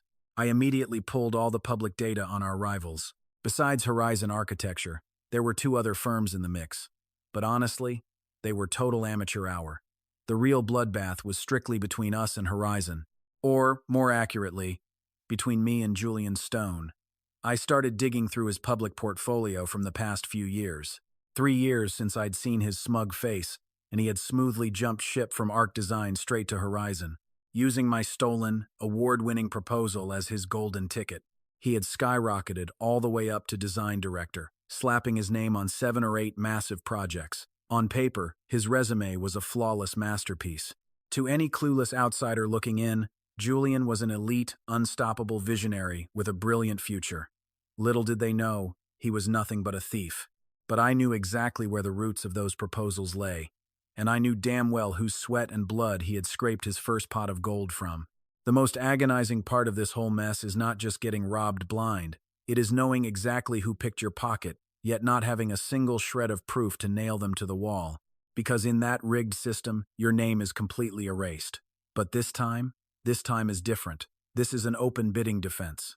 My proposal and his are going to be laid out bare on the exact same table. The review board will see it, industry peers will see it, and absolutely everybody is going to see the truth. I poured every ounce of my soul into polishing the design, construction, and operations. A flawless, 3-in-1 integration. Every single phase, every tiny piece of data, and every unbreakable logical chain. I threw in a level of relentless effort that I had not tapped into for 3 long years, and it wasn't to prove a damn thing to the world. It was purely to reach back and pull up my past self, the guy who had been brutally pinned to the dirt 3 years ago. A week before the showdown, Audrey called me into her office. A thick file sat dead center on her desk. Horizon has serious reach, she warned. They have deep local ties. Right on the review panel, there is a guy who used to be college roommates with Horizon's boss. Do you get what that means? It meant that even if my proposal was a masterpiece, I could still get screwed over behind closed doors. Yeah, I get it. So, being just good was not going to cut it. The pitch had to be so undeniably brilliant that even if they wanted to rig a sympathy vote, they wouldn't find a single excuse to do it. Are you confident? She asked. I stared hard at the document on her desk, scanning the names and shady backgrounds of the review experts. 5 judges total. 1 was basically in Horizon's pocket, while the other 4 at least looked like legitimate industry professionals on paper. There is something massive I want to add to our pitch, I told her. Oh? What is it? A fully operational smart community management system. Not some flimsy concept, but a hardcore, practical tech solution I built from scratch. It tracks traffic flow, manages energy consumption, and triggers safety alerts. I actually published a bunch of papers on this exact system under a ghost name. A few heavy hitters in the industry have heard of it, but it is still pretty under the radar. If I break this down during my presentation, Julian Stone's pitch is going to look like an absolute joke. He will not have this part because it is something I researched on my own long after. It was never in the original blueprint he stole from me. Even if that one guy on the panel is desperate to hand the win to Horizon, the colossal gap in sheer quality will be glaringly obvious. They won't have an inch of room to rig it. Audrey looked at me, intrigued. And what exactly was this pen name of yours? Hensley, I replied. Hensley. She grabbed her phone and quickly typed it in. A handful of highly rated posts from elite industry forums instantly popped up on her screen. Theoretical Framework for Smart Analysis of Community Traffic Flow, by Hensley. Then another.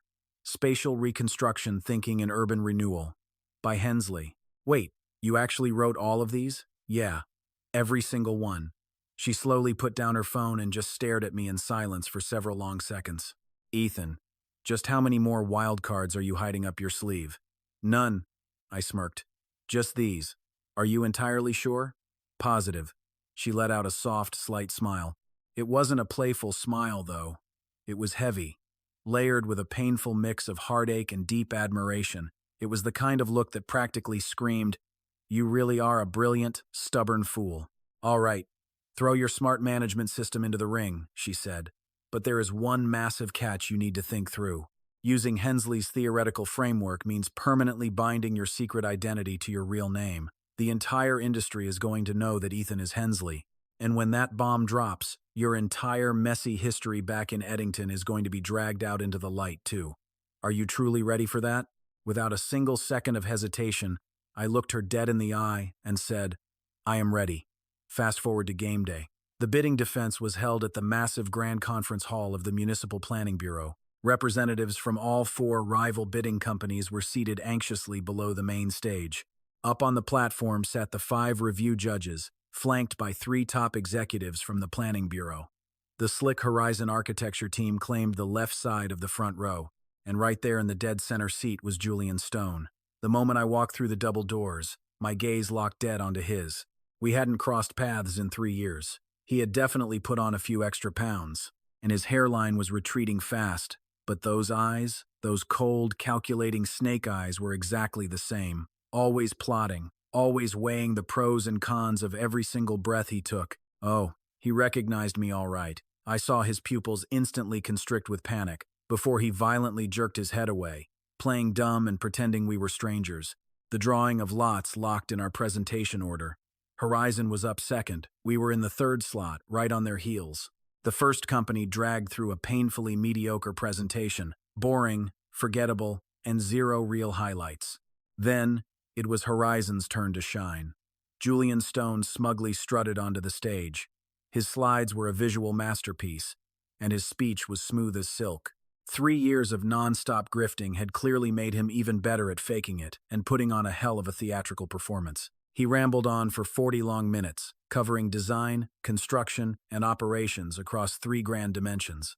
But when he finally reached the section for smart community management, the fraud only flashed 2 pathetic slides. He completely brushed it off with one single line. We plan to implement a smart management system in the later stages. Just a hollow, empty promise. Absolutely zero framework, zero hard data, and zero implementation path. Why? Because the bastard was still coasting off the exact same blueprint he stole from me 3 years ago. But over those 3 agonizing years, I had been brutally grinding and moving forward. He was stuck in the past, and now, it was my turn to bury him. I pushed my chair back, stood up tall, and marched straight onto the stage. Dozens of judgmental eyes locked onto me from the floor, waiting for the show. Julian Stone glared daggers at me through the packed crowd, but I just smirked and opened my proposal for Phase 2 of the South City Science and Technology Park. The theme of our pitch? A seamless dialogue between the past and the future. This wasn't some lazy tear-down and rebuild job.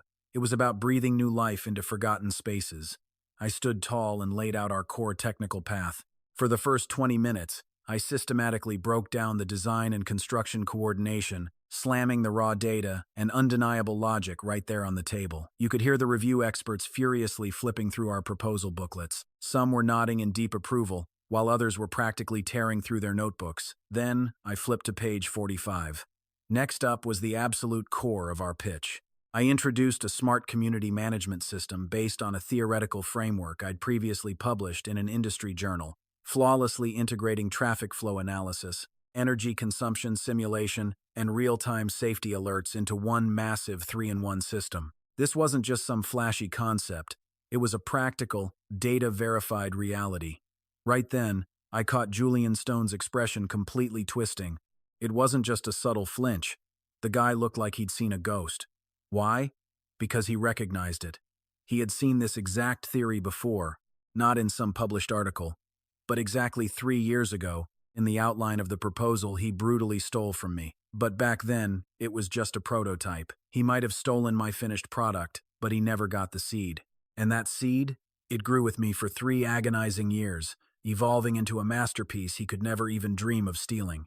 I spent a solid 20 minutes breaking down the system. Every single slide was packed with undeniable substance, and every set of data was bulletproof against their scrutiny. Right as I hit the traffic flow analysis, one of the top review experts suddenly cut me off. Mr. Hayes, this methodology of yours for traffic flow analysis. I read an article in the Journal of Urban Planning a while back. The author went by the pen name Hensley. Your theory is terrifyingly similar to the methodology in that exact article. May I ask what your relationship is with this, Mr. Hensley? The entire hall went dead silent. I casually glanced down from the stage. Julian Stone's knuckles were completely white as he gripped his armrests. I leaned into the mic and dropped the bomb. I am Hensley.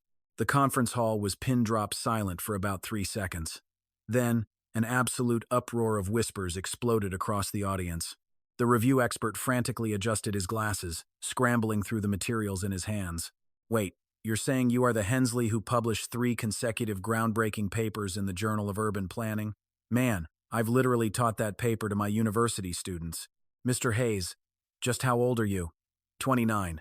Then, another review expert chimed in. I've seen Hensley's theories blowing up the internal chats of the Provincial Architectural Design Association.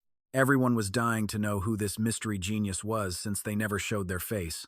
So, you were hiding in plain sight all along? The murmurs below the stage grew deafening, but I couldn't care less about the crowd. My eyes were locked dead onto Julian Stone. He just sat there, stiff as a board, the color draining from his face second by second. But I have a question. The review expert who had asked the first question spoke up once again. Mr. Hayes, given your insane academic level and design capabilities, you should be an absolute titan in this industry. So why is it that, before today, literally no one had ever heard your real name? Why hide behind a pen name? And why on earth are you just a lowly project supervisor at Apex Group? 4 heavy questions, and every single one pointed straight to the exact same painful answer. My hand gripping the laser pointer paused for a split second. 3 years ago, I was grinding away at Arc Design Institute over in Eddington. I poured my soul into developing a design proposal for an old factory district renewal. I completed that masterpiece entirely on my own, completely solo, but it was ruthlessly snatched away by a senior partner at the firm. That scumbag slapped his own name on my work, won a massive award, and used that stolen glory to jump ship to a better job. I tried to fight back, but I failed to defend my rights. So, I walked away. I came to Apex just to start over from rock bottom. I only published papers under a pen name because I wanted absolutely zero connection to that toxic past. The conference hall fell into a suffocating, dead silence. My voice echoed coldly through the vast space. Then, I delivered the final, crushing blow, and that person is sitting in this very room today. I didn't drop his name, but my lethal gaze explained everything. The entire audience followed my line of sight, turning their heads straight toward Julian Stone, sweating in the front row. Julian Stone's face was chalk white. He abruptly leaped out of his chair, screaming, "You're lying. Your proposal was a collective achievement of Arc Design Institute. The intellectual property belongs to the company. You signed a waiver when you resigned. The award I received was completely well-deserved." His voice was desperately loud, loud enough to bounce off the walls of the entire conference hall. But the louder the rat shouted, the more incredibly guilty he looked. I just stood there on the stage, stone cold and completely unfazed. "Director Stone, I never even said your name. You just outed yourself." The audience instantly erupted into absolute chaos, while the review experts exchanged knowing glances. The leader from the planning bureau hosting the defense tapped his mic on the table. "Order, please, let's have some order. Let us proceed with the defense first. These serious allegations regarding intellectual property and proposal originality will be thoroughly investigated right after this meeting." Julian Stone was practically dragged back into his seat by his panicked colleagues. His face was flushed crimson with absolute rage. Ignoring his meltdown, I coolly wrapped up the final slides of my presentation.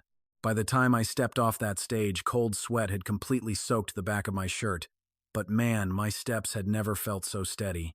Scanning the buzzing crowd below, I instantly spotted a familiar face. Audrey Vance was chilling in the shadowy corner of the very back row. I had absolutely no clue when she even got there.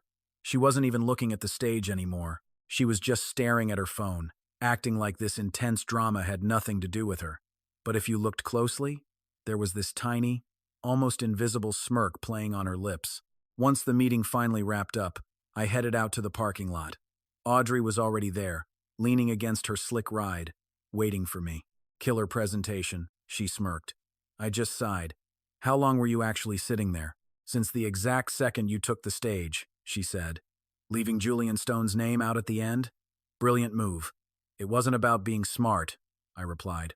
"It just wasn't necessary. The guy practically exposed himself anyway."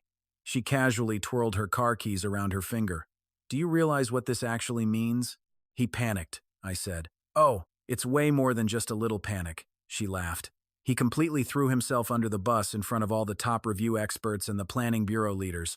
Nobody even forced his hand. You just stood there, told your authentic story, and he went ahead and nailed his own coffin shut." I leaned back against a cold, concrete parking pillar, letting out a breath. "So, what happens next?" "You don't need to stress about the next steps," she assured me. "The official review results will drop in 2 weeks, but trust me, dealing with Julian Stone won't take anywhere near 2 weeks." "What exactly do you mean by that?" I asked. She just popped open the car door and gracefully slid inside. "Get in." I hesitated for a split second before asking, "Where are we heading to eat?" "Let me guess. You skipped lunch again, didn't you?" she teased. "Wait, how did you know that?" Because our underdog hero always loses his appetite when the nerves kick in. But now that your big speech is over, I bet you're absolutely starving to death. She fired up the engine. I just stood there staring at her for 2 solid seconds before finally pulling open the passenger door.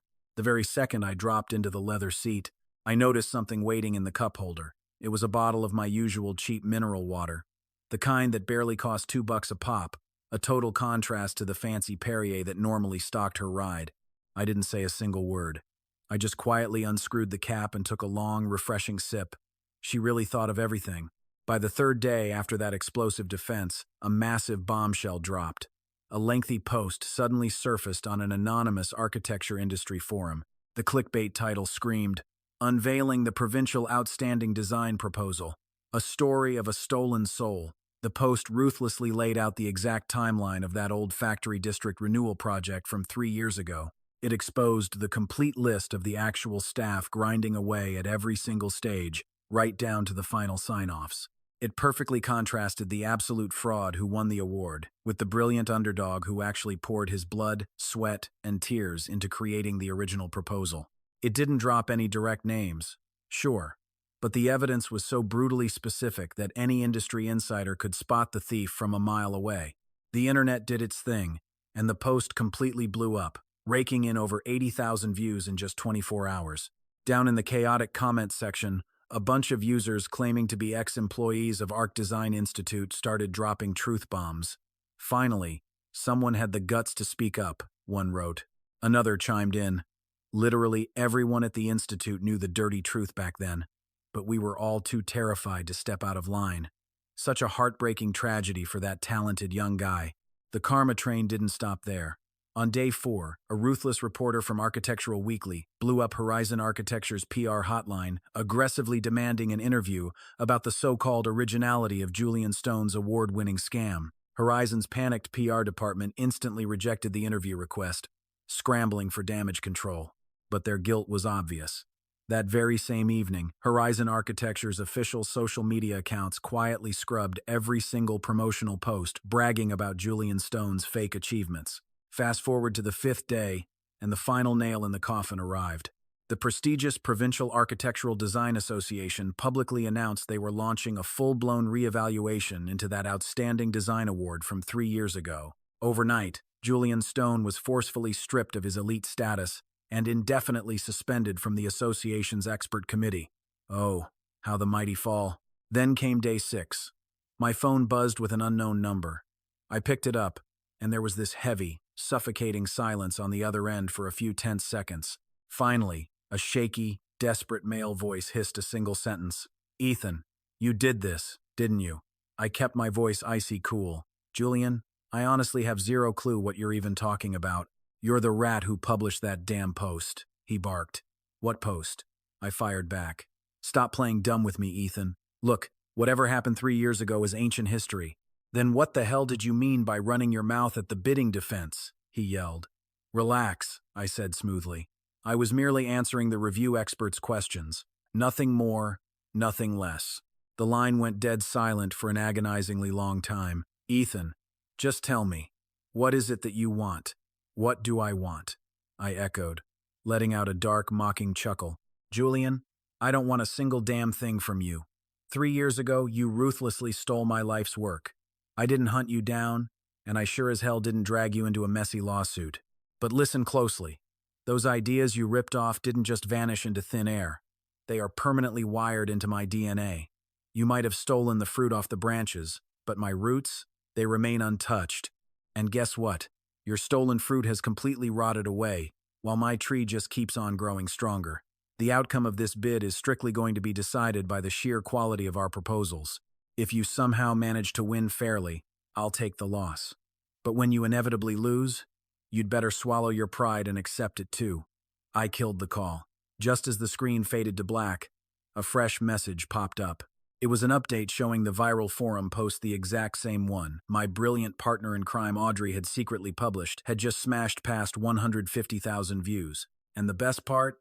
Down in the comments, 2 more brave former colleagues from Arc Design Institute had just stepped out of the shadows to publicly testify against him. Checkmate. The Provincial Association's review was moving way faster than I expected. Clearly, Julian's reputation was already circling the drain. I fired back a quick text. I wasn't the one who leaked that post. Audrey replied with just a single period. I stared at that tiny dot for what felt like an eternity, totally sweating bullets, before I finally sent my next text. It was you, wasn't it? No response to that. Instead, her next message completely threw me off guard. Are you free this weekend? My dad wants to meet you. Wait, what? Arthur Vance? The legendary founder and chairman of Apex Group? A titan worth tens of billions and a top 5 heavyweight in the city's business elite. This was a guy I'd only ever caught a blurry glimpse of from the cheap seats at the company's annual gala, and now his daughter was casually dropping that he wanted to see me. I sat on the edge of my crappy rented bed, staring at my screen as my palms started sweating profusely. Why on earth does your dad want to see me? I typed. Her reply, because I told him all about your situation. What exactly did you tell him? I begged. Everything that needed to be said. I typed frantically. Audrey, can you please be a little more specific? Nope. Saturday at noon, Lakeview Manor. I'll drive over to pick you up. Just dress normally. And whatever you do, do not wear that plaid gray hoodie. I looked down at my chest. I was literally wearing that exact gray hoodie right then. I spent the next few days leading up to the weekend in an absolute state of sheer panic. Saturday at 11:30 in the morning rolled around. A sleek black sedan pulled up right to the gritty entrance of my alleyway. The driver stepped out and opened the door for me like I was some kind of VIP. Inside, there was bottled water, tissues, and the climate control was dialed in perfectly. 40 minutes later, we pulled up to Lakeview Manor. I had definitely heard rumors about this place before. It was an ultra-luxurious villa community running as a strictly private club. You couldn't just buy your way in with cash. It required an incredibly exclusive membership. The car parked smoothly in front of a massive 3-story villa. A sharp-looking young guy in a suit was waiting at the door. Mr. Hayes, please follow me. Stepping inside, the grand foyer was literally big enough to park a truck in. Deeper inside, the living room opened up like an absolute cavern. Just beyond the sprawling floor-to-ceiling windows sat a pristine private lake, complete with 2 elegant white geese gliding across the water. The silence in the room was heavy. It was so dead quiet that I could actually hear my own heart pounding. You made it. The deep voice echoed from my right. A man in a sharp, dark polo shirt stepped out of his study. His hair was streaked with gray, but his posture was as straight as a steel rod. His piercing gaze was as completely unforgiving and sharp as an unsheathed blade. Arthur Vance looked a bit older in person than he did on those glossy corporate billboards, but no camera could ever capture his terrifying, commanding aura. Take a seat. He sank into the plush sofa and motioned to the spot right across from him. I sat down instantly, keeping my back completely rigid. So, you're Ethan? Audrey filled me in on your messy little situation, going on a blind date as a favor for her cousin, only to end up getting yourself completely wrapped up in all this. Pretty much, I managed to say. He just stared, his intense eyes sweeping slowly from my face right down to my collar. Then his gaze tracked all the way down to my shoes, like he was conducting a brutal full-body audit. I reviewed your South City proposal. It's very well done. Far better than that absolute pile of garbage Gavin Ross managed to scrape together. I completely froze. The billionaire chairman had just called Gavin's work straight-up trash to my face. But a well-crafted proposal doesn't really prove anything. He leaned back into the leather sofa, his voice dropping to a freezing chill. Ethan, I'll be direct. I know Audrey has taken a real liking to you, but knowing that doesn't mean I approve of this, especially given your current circumstances. Naturally, I dug into your background.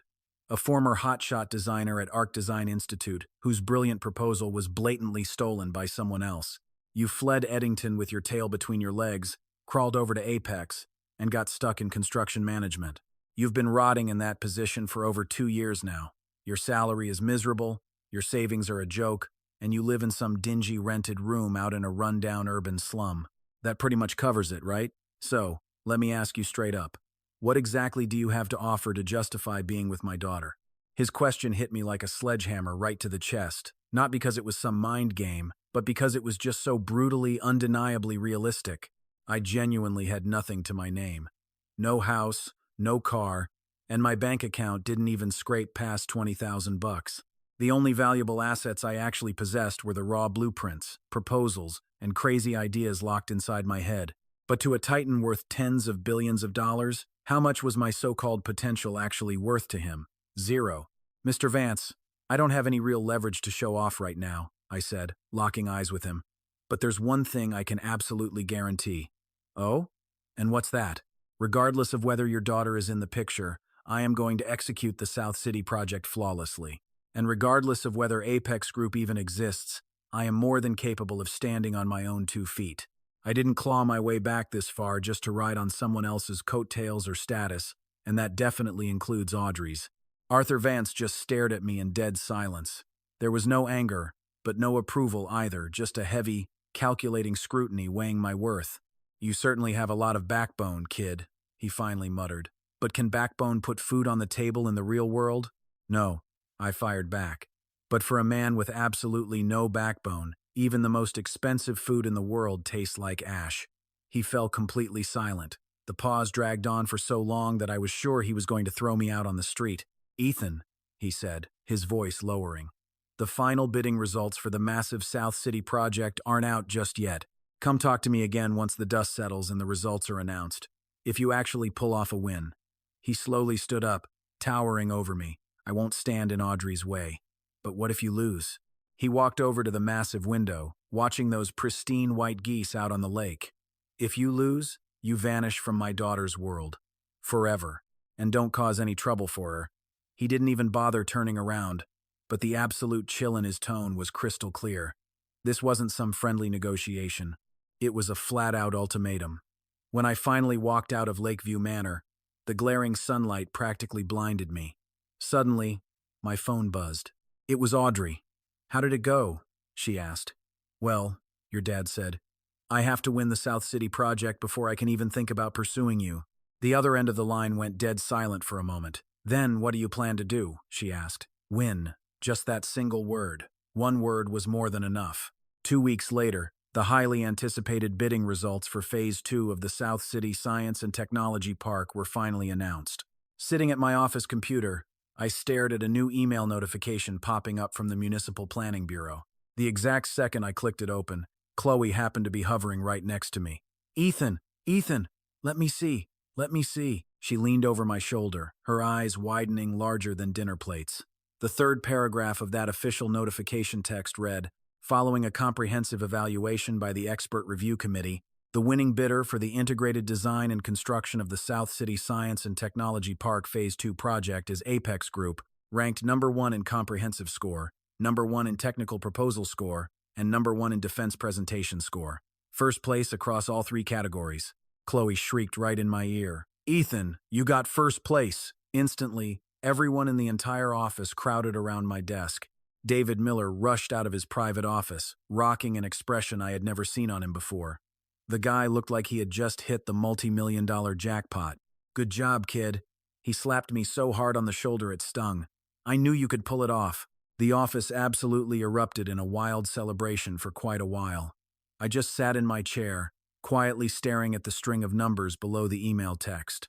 Horizon Architecture's comprehensive score was ranked 3rd. Not 2nd, but 3rd. They couldn't even manage to snag 2nd place, because the review panel absolutely tanked their score. During the defense presentation segment, Julian Stone's total meltdown at the venue was actually written into the evaluation comments by 3 different review experts. The presenter's emotional state was highly unstable, showing a bizarre overreaction to questions regarding originality, completely lacking in professional decorum. There it was, undeniably exposed in black and white. I quietly closed the email and sat there with my eyes shut for a while, soaking it all in. My phone buzzed against the desk. Audrey, did you see the results? I saw them. Come to Lakeview Manor tonight. My dad's orders. I stared at those 2 messages, my finger hovering over the glowing screen for a brief moment. Then, I quickly typed out 3 words. Okay, I'll go. Then I added one more line. I'll drive over this time. Don't you not have a car? She texted back. I borrowed one. Whose? Luke's. That absolute character of a cousin of yours? Yeah. His car might be a total piece of junk, but hey, it runs. A few seconds later, she sent back an emoji, a faceless, laughing one followed by a short text. All right, I'll wait for you at the gate. I shoved my phone deep into my pocket, stood up, and walked over to the window. The massive tower cranes on the construction site below were still spinning, Way off in the distance was the general direction of South City. On that empty plot of land, the buildings I designed would soon rise, sprouting bit by bit from the soil, just like how I had crawled my way out of the mud from 3 years ago. At 5 p.m., I called up Luke. "What's up, man?" The background noise on his end was chaotic, sounding like he was aggressively button-mashing in a video game. "Let me borrow your car." "For what?" "To meet someone." "Who?" "You don't know her." "Come on, man. Just spit it out. Is it that girl from the blind date?" "How did you know?" "Bro, you think I didn't know you sneakily took her business card? My mom already gossiped to her mom. They said you two were actually seeing each other." Tesk, look at you. You said you'd help me sabotage the date, but look who ended up falling for her. Keeping the good stuff in the family, right?" "Yeah, sure." "Luke, can you please just talk like a normal person?" All right, chill out. The car keys are in the usual spot. Come grab them yourself. But with my beat-up old sedan, are you absolutely sure you won't feel embarrassed driving that thing out?" "I won't. Or you can just drive my newly bought sedan. It's fine." "Man, you really are way too honest. By the way, when are you finally buying me dinner? I gave you my PS5 and everything." "Some other day." "When exactly is some other day?" "You literally say that every single time." I hung up the phone. At 6:30 p.m., I drove Luke's ragged old sedan right up to the grand gate of Lakeview Manor. The security guard stared at the car, looking exactly like he was watching a confused extra who had somehow wandered onto the wrong movie set. "Sir, may I help you?" "Ethan Hayes. I have a scheduled appointment with Vice President Vance." The guard thoroughly checked the visitor logs and finally raised the heavy gate barrier. I parked the jalopy in the driveway right in front of the massive villa, squeezed directly between a slick Porsche and a shiny Mercedes. The rusty old sedan presented an incredibly stark, almost hilarious contrast. Audrey was standing gracefully on the steps by the entrance, wearing a flowing long dress today with her hair let down. Seeing my ride, she cracked a smile. "You really drove an old sedan." "It's Luke's. Your cousin certainly has unique taste." "This car is sturdy," I joked. She smiled warmly and shook her head. "Let's go. My dad is waiting inside." I trailed right behind her, stepping through the grand foyer and straight into the living room. Arthur Vance was waiting on the exact same sofa as last time. A teapot and 3 cups sat ready on the coffee table.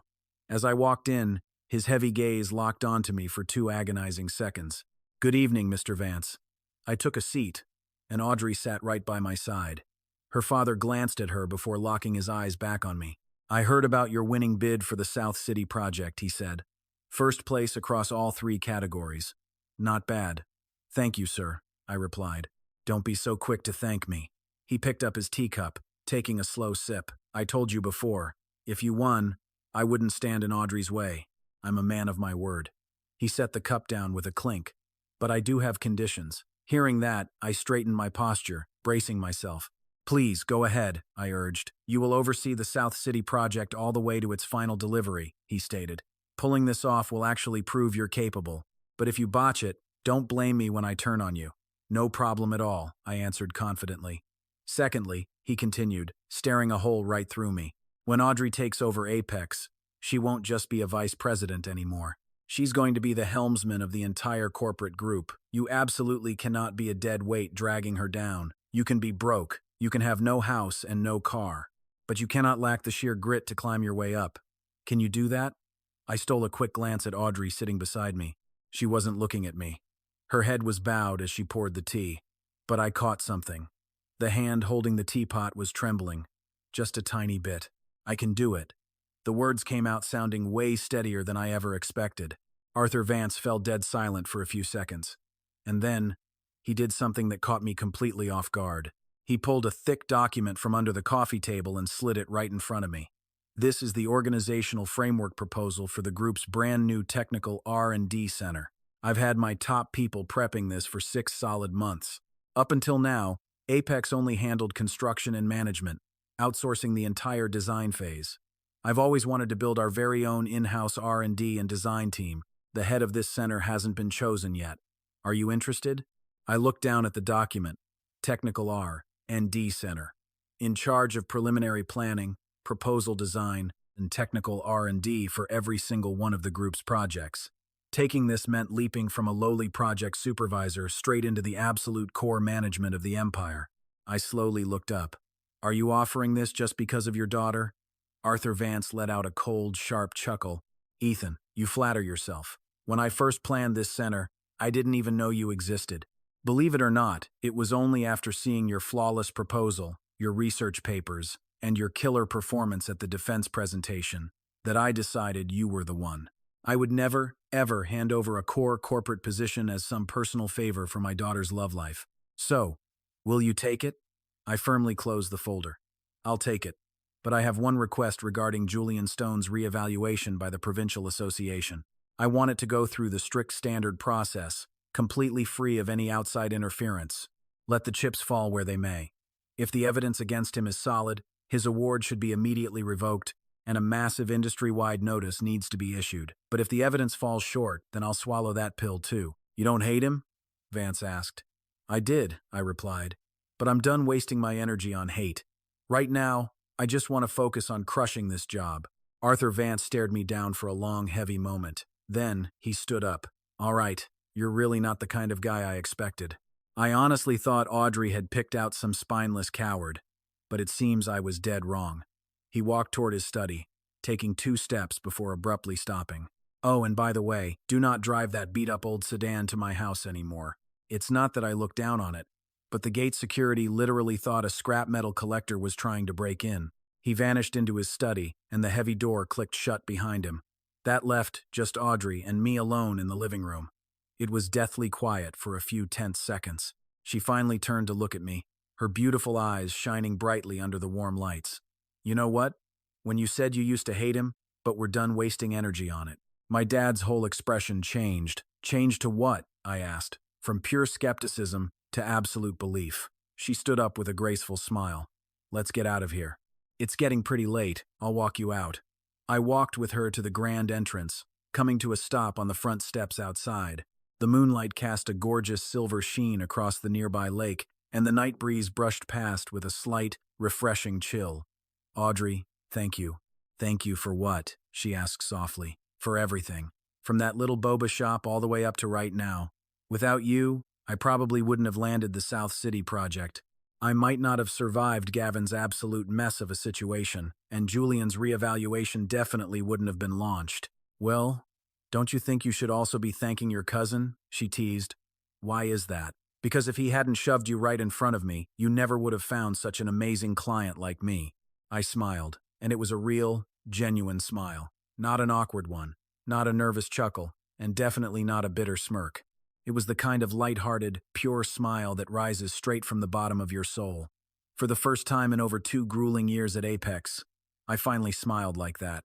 She smiled back at me, the pale moonlight dancing on the hem of her dress as the gentle breeze caught a stray lock of her long, beautiful hair. I reached out, hesitating for just a split second, before gently lifting my hand to tuck that loose strand of hair right behind her ear. She didn't even flinch. Go on. I just turned around and walked straight toward my beat-up sedan. Ethan, she called out from behind. I stopped and looked back. The timeline for the South City project is 2 years. In 2 years, I will officially take over the entire group. By then, a brand new slogan will be added to the Apex group name. What slogan? I asked. Let old buildings grow new souls. Wait, isn't that the entire theme of the South City proposal? Yeah, you wrote it. But from now on, it's mine too. Without another word, she spun on her heel and walked back inside, never once looking back. The heavy door clicked shut behind her. I stood out there under the pale moonlight for what felt like forever, just leaning against my rusted old sedan, before finally pulling the door open and getting in. The engine sputtered and coughed a couple of times before it finally roared to life. I rolled the window all the way down, letting the cool night breeze pour in, carrying that crisp, refreshing scent of the lake. I drove back to my rundown alleyway. By the time I passed the local food stand, the old guy had already packed up for the night. And when I reached the entrance to my crappy rented room, the hallway light was still broken. Everything looked exactly the same. Yet, deep down, absolutely everything had changed. Once I got inside, I slumped onto the edge of my bed. Suddenly, my phone screen lit up. A text from Luke popped up. Hey man, you haven't brought my car back yet. Tomorrow is totally fine though. But hey, let me ask you something. What does your date actually do for a living? My mom is flat out refusing to tell me anything. I thought about it for a second and typed back a few simple words. You're honestly better off not knowing. If you find out, you won't be able to sleep. I tossed my phone aside and fell back onto the mattress. There was this ugly water stain on the ceiling shaped exactly like a giant question mark. I just laid there, staring up at it for a long while. 3 months ago, I was sitting inside a sketchy boba shop, telling a masked woman that I barely made $3,800 a month and was completely drowning in $300,000 of debt. Fast forward 3 months later, I absolutely dominated and secured first place in the cutthroat South City Science Park bidding war. I completely exposed Julian Stone's massive fraud and ruthlessly locked down the director position at Apex Group's Technical R&D Center. On top of that, I somehow won over someone I never, in my wildest dreams, imagined would walk into my life. I reached out, gently running my fingers over the sleek business card tucked away in my wallet's hidden slot. It was already looking a little worn down, the edges totally frayed from my fingerprints, but the letters printed on it were still crystal clear. Audrey Vance. I closed my eyes and took a deep breath. Exactly 1 month later, the highly anticipated results of the Provincial Design Association's reevaluation were finally released. Julian Stone's so-called Provincial Outstanding Design Proposal Award from 3 years ago was officially revoked. The association dropped a massive bombshell, issuing an industry-wide notice stating that his award-winning proposal carried severe originality disputes, and the fraudulent party involved was completely unable to provide any real proof of independent creation. Horizon Architecture didn't hesitate. They instantly terminated their employment contract with Julian Stone. They fired him on the exact same day the notice went public, cowardly throwing him under the bus by citing it as an isolated personal act that had severely tarnished the company's precious reputation. By the time the juicy news finally reached me, I was already on site at the South City project, keeping a close eye on our progress. Chloe sent an insanely long string of exclamation marks in our group chat. "Ethan!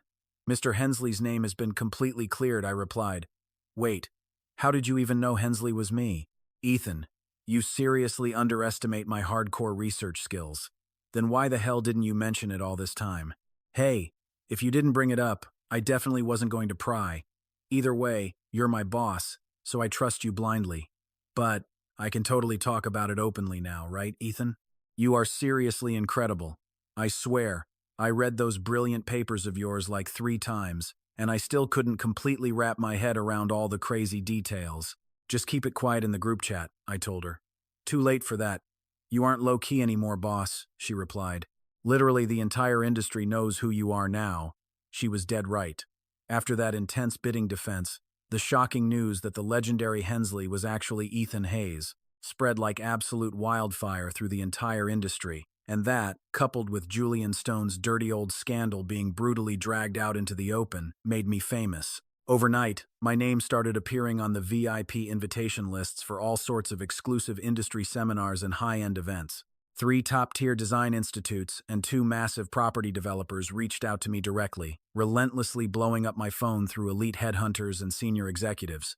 The compensation packages they were throwing at me were easily 3 to 5 times my current salary. But you know what? I didn't accept a single one of them.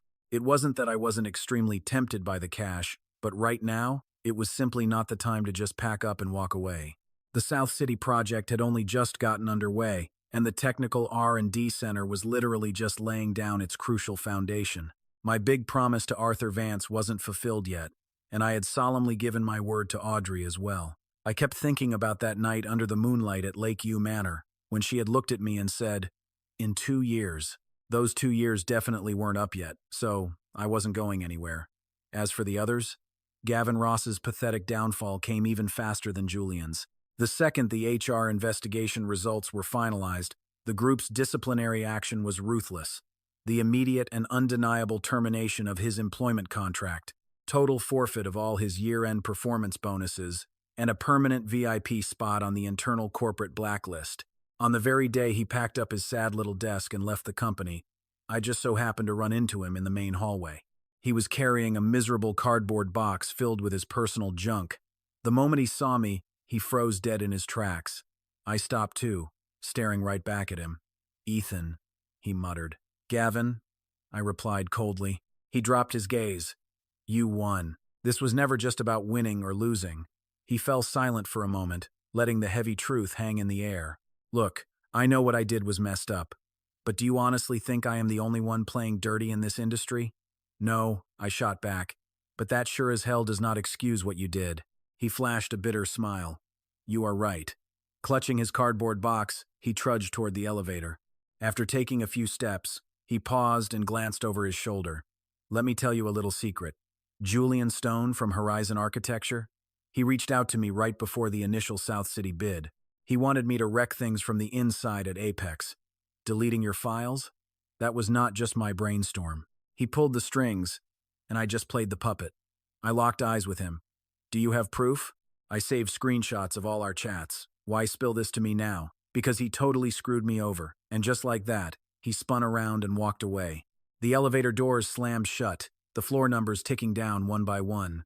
I just stood there, frozen. Yanking out my phone, I shot Audrey a quick text. Got the tea. She replied instantly. Right after I got those chat logs sorted out, I forwarded every single screenshot straight to the Provincial Association's Ethics and Review Board. As bonus evidence, this totally nailed Julian Stone to the wall for his shady industry misconduct. Not only did the guy steal a proposal 3 years ago, but this proved he was illegally sabotaging his competitors. Right in the middle of this massive South City bidding war, the review board updated their public blacklist.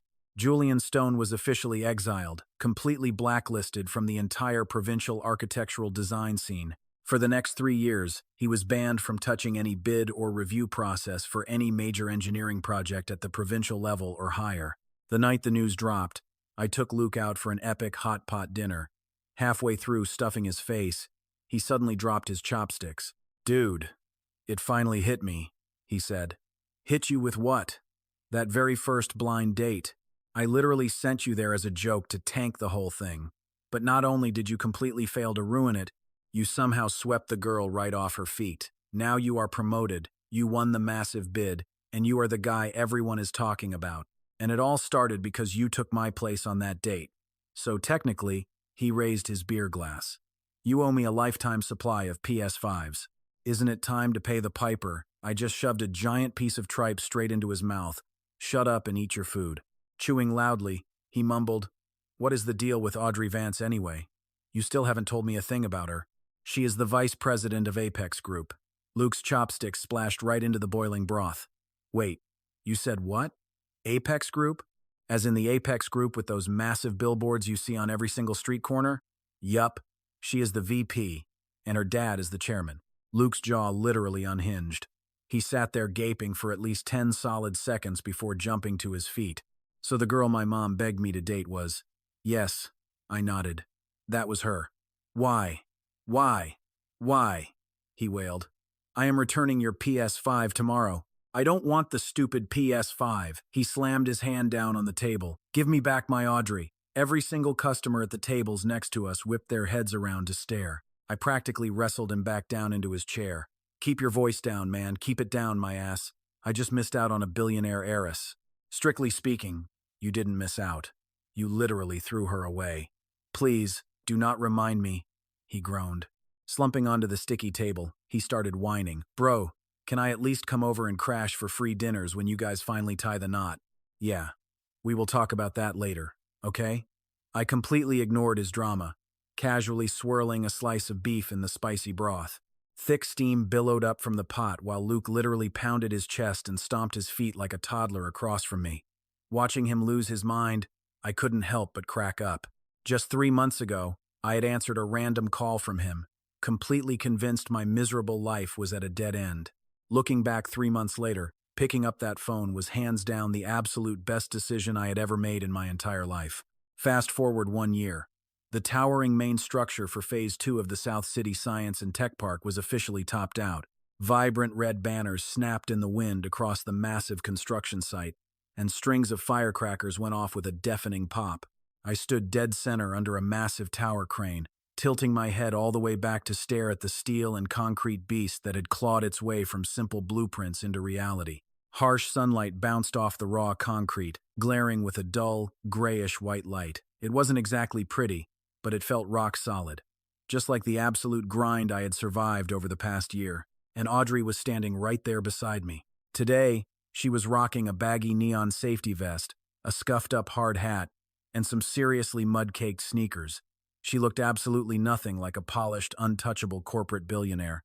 Instead, she looked just like a scrappy engineering student who had freshly graduated and shown up for her very first internship. "So, does it look good?" I asked, pointing up at our masterpiece. "Honestly, no," she teased. "What do you mean? Which part isn't pretty? The exterior isn't finished yet. It's completely ugly." I laughed. "It will look amazing once it is done." She smiled softly. "I guess I will just have to wait then."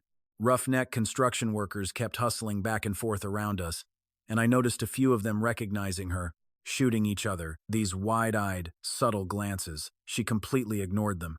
"Ethan," she murmured, "I am officially taking over as the group president next month." "Look, I know what's coming," I said. "Aren't you freaking out even a little?" she asked. "Why the hell would I be nervous? Because starting today, you're the president's right-hand man. The sheer weight of the pressure is going to be absolutely crushing, not to mention the endless target on your back and all the vicious gossip. Are you really sure you can handle the heat?" I didn't answer right away. Instead, I just looked up at the massive structure towering over us. Just 1 short year ago, this exact spot was nothing but a pathetic patch of mud. Now, it stood tall and unyielding right in front of us. Silent, solid, uttering absolutely no words, yet refusing to budge an inch. "Do you honestly think that building gives a damn about the harsh weather?" I asked. "It doesn't. And frankly, neither do I." She slowly turned her head to look right at me. The heavy brim of her yellow hard hat had left a distinct, tired red mark across her forehead. But despite the exhaustion, she just smiled. "You know, the way you carry yourself now sounds so much bolder than when we first crossed paths," she teased. "Oh yeah? What about back then?" I chuckled. "Back then, your entire personality was just whining. 'I only make 3,800 a month.'" I couldn't help but smile right back at her. Somewhere deep in the chaotic construction site, a crew was shouting out loud, energetic war chants. The heavy, metallic clanging of hammering echoed from every possible direction. It was deafening and wild, yet strangely, it was absolute music to my ears. It was the gritty, undeniable sound of something powerful rising straight out of the dirt. Reaching into my pocket, I pulled out that old, familiar business card. For an entire year, it had been securely tucked away inside my wallet, and I had nervously rubbed it between my fingers more times than I could ever count. The rough edges were already completely frayed and worn down to the bone, and the sharp black ink had faded quite a bit, too. But the name printed right in the center, Audrey Vance, was still perfectly, crystal clear. I gently handed it back to her. "I'm returning this to you." She took it with a look of surprise and traced the battered edges. "It's so incredibly worn out. Did you really carry this with you every single day?" "Yeah, I did." "Then why give it back to me now?" "Because I just don't need the physical card anymore," I told her honestly. "I've already burned your number into my memory. Plus, you mean far more to me than just a couple of printed words on a piece of paper." A soft look crossed her face as she flipped the beat-up business card over, revealing the completely blank backside. Without missing a beat, she fished a sleek pen out of her pocket, quickly scribbled a line of text into the empty space, and handed it right back to me.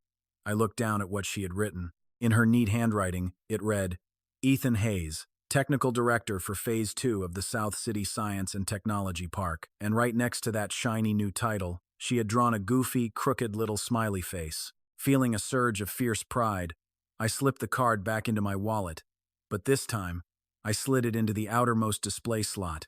No more hiding in the shadows for me. "All right, big shot, let's go," she called out. "We've got another heavy-hitting meeting this afternoon." With that, she turned on her heel and started walking confidently toward the main construction gate. But after taking just a few steps in the dirt, she suddenly turned back around. "Oh, wait, right. You know that idiot Luke is finally getting married next week, right?" "Yeah, I know. He practically begged me to be his best man." She laughed. "Well, he begged me to be a bridesmaid, too." "Wait, seriously? What?" I blinked in utter shock. "He literally said, 'Sis, if you don't show up to my wedding, I'll be way too embarrassed to even show my face.' And you actually agreed to go?" "I sure did. But aren't you terrified of being recognized? Especially with Luke's ridiculously big mouth." "Why on earth would I be afraid?" She paused and casually adjusted her hard hat. "Ethan, after all this time we've spent in the trenches together, do you still not understand this one simple truth? I have absolutely never been afraid of the world seeing me. The only thing I truly fear is having absolutely nothing worth being seen. And leaving me completely speechless, she turned and confidently walked away. Her neon high-vis vest flashed brightly like a beacon under the blazing midday sun. I just stood rooted to my spot, taking it all in. A sudden, fierce gust of wind swept aggressively through the massive steel scaffolding, making the heavy banners flutter loudly in the air. The giant banners bore a dead simple message: safety first, quality foremost. Yeah, it was super cliché, but it was also the absolute, unquestionable truth. Whether you're building a massive skyscraper from scratch or aggressively rebuilding your own damn life, I took a deep breath, proudly straightened my own hard hat, and marched right behind her toward the main gates of our destiny.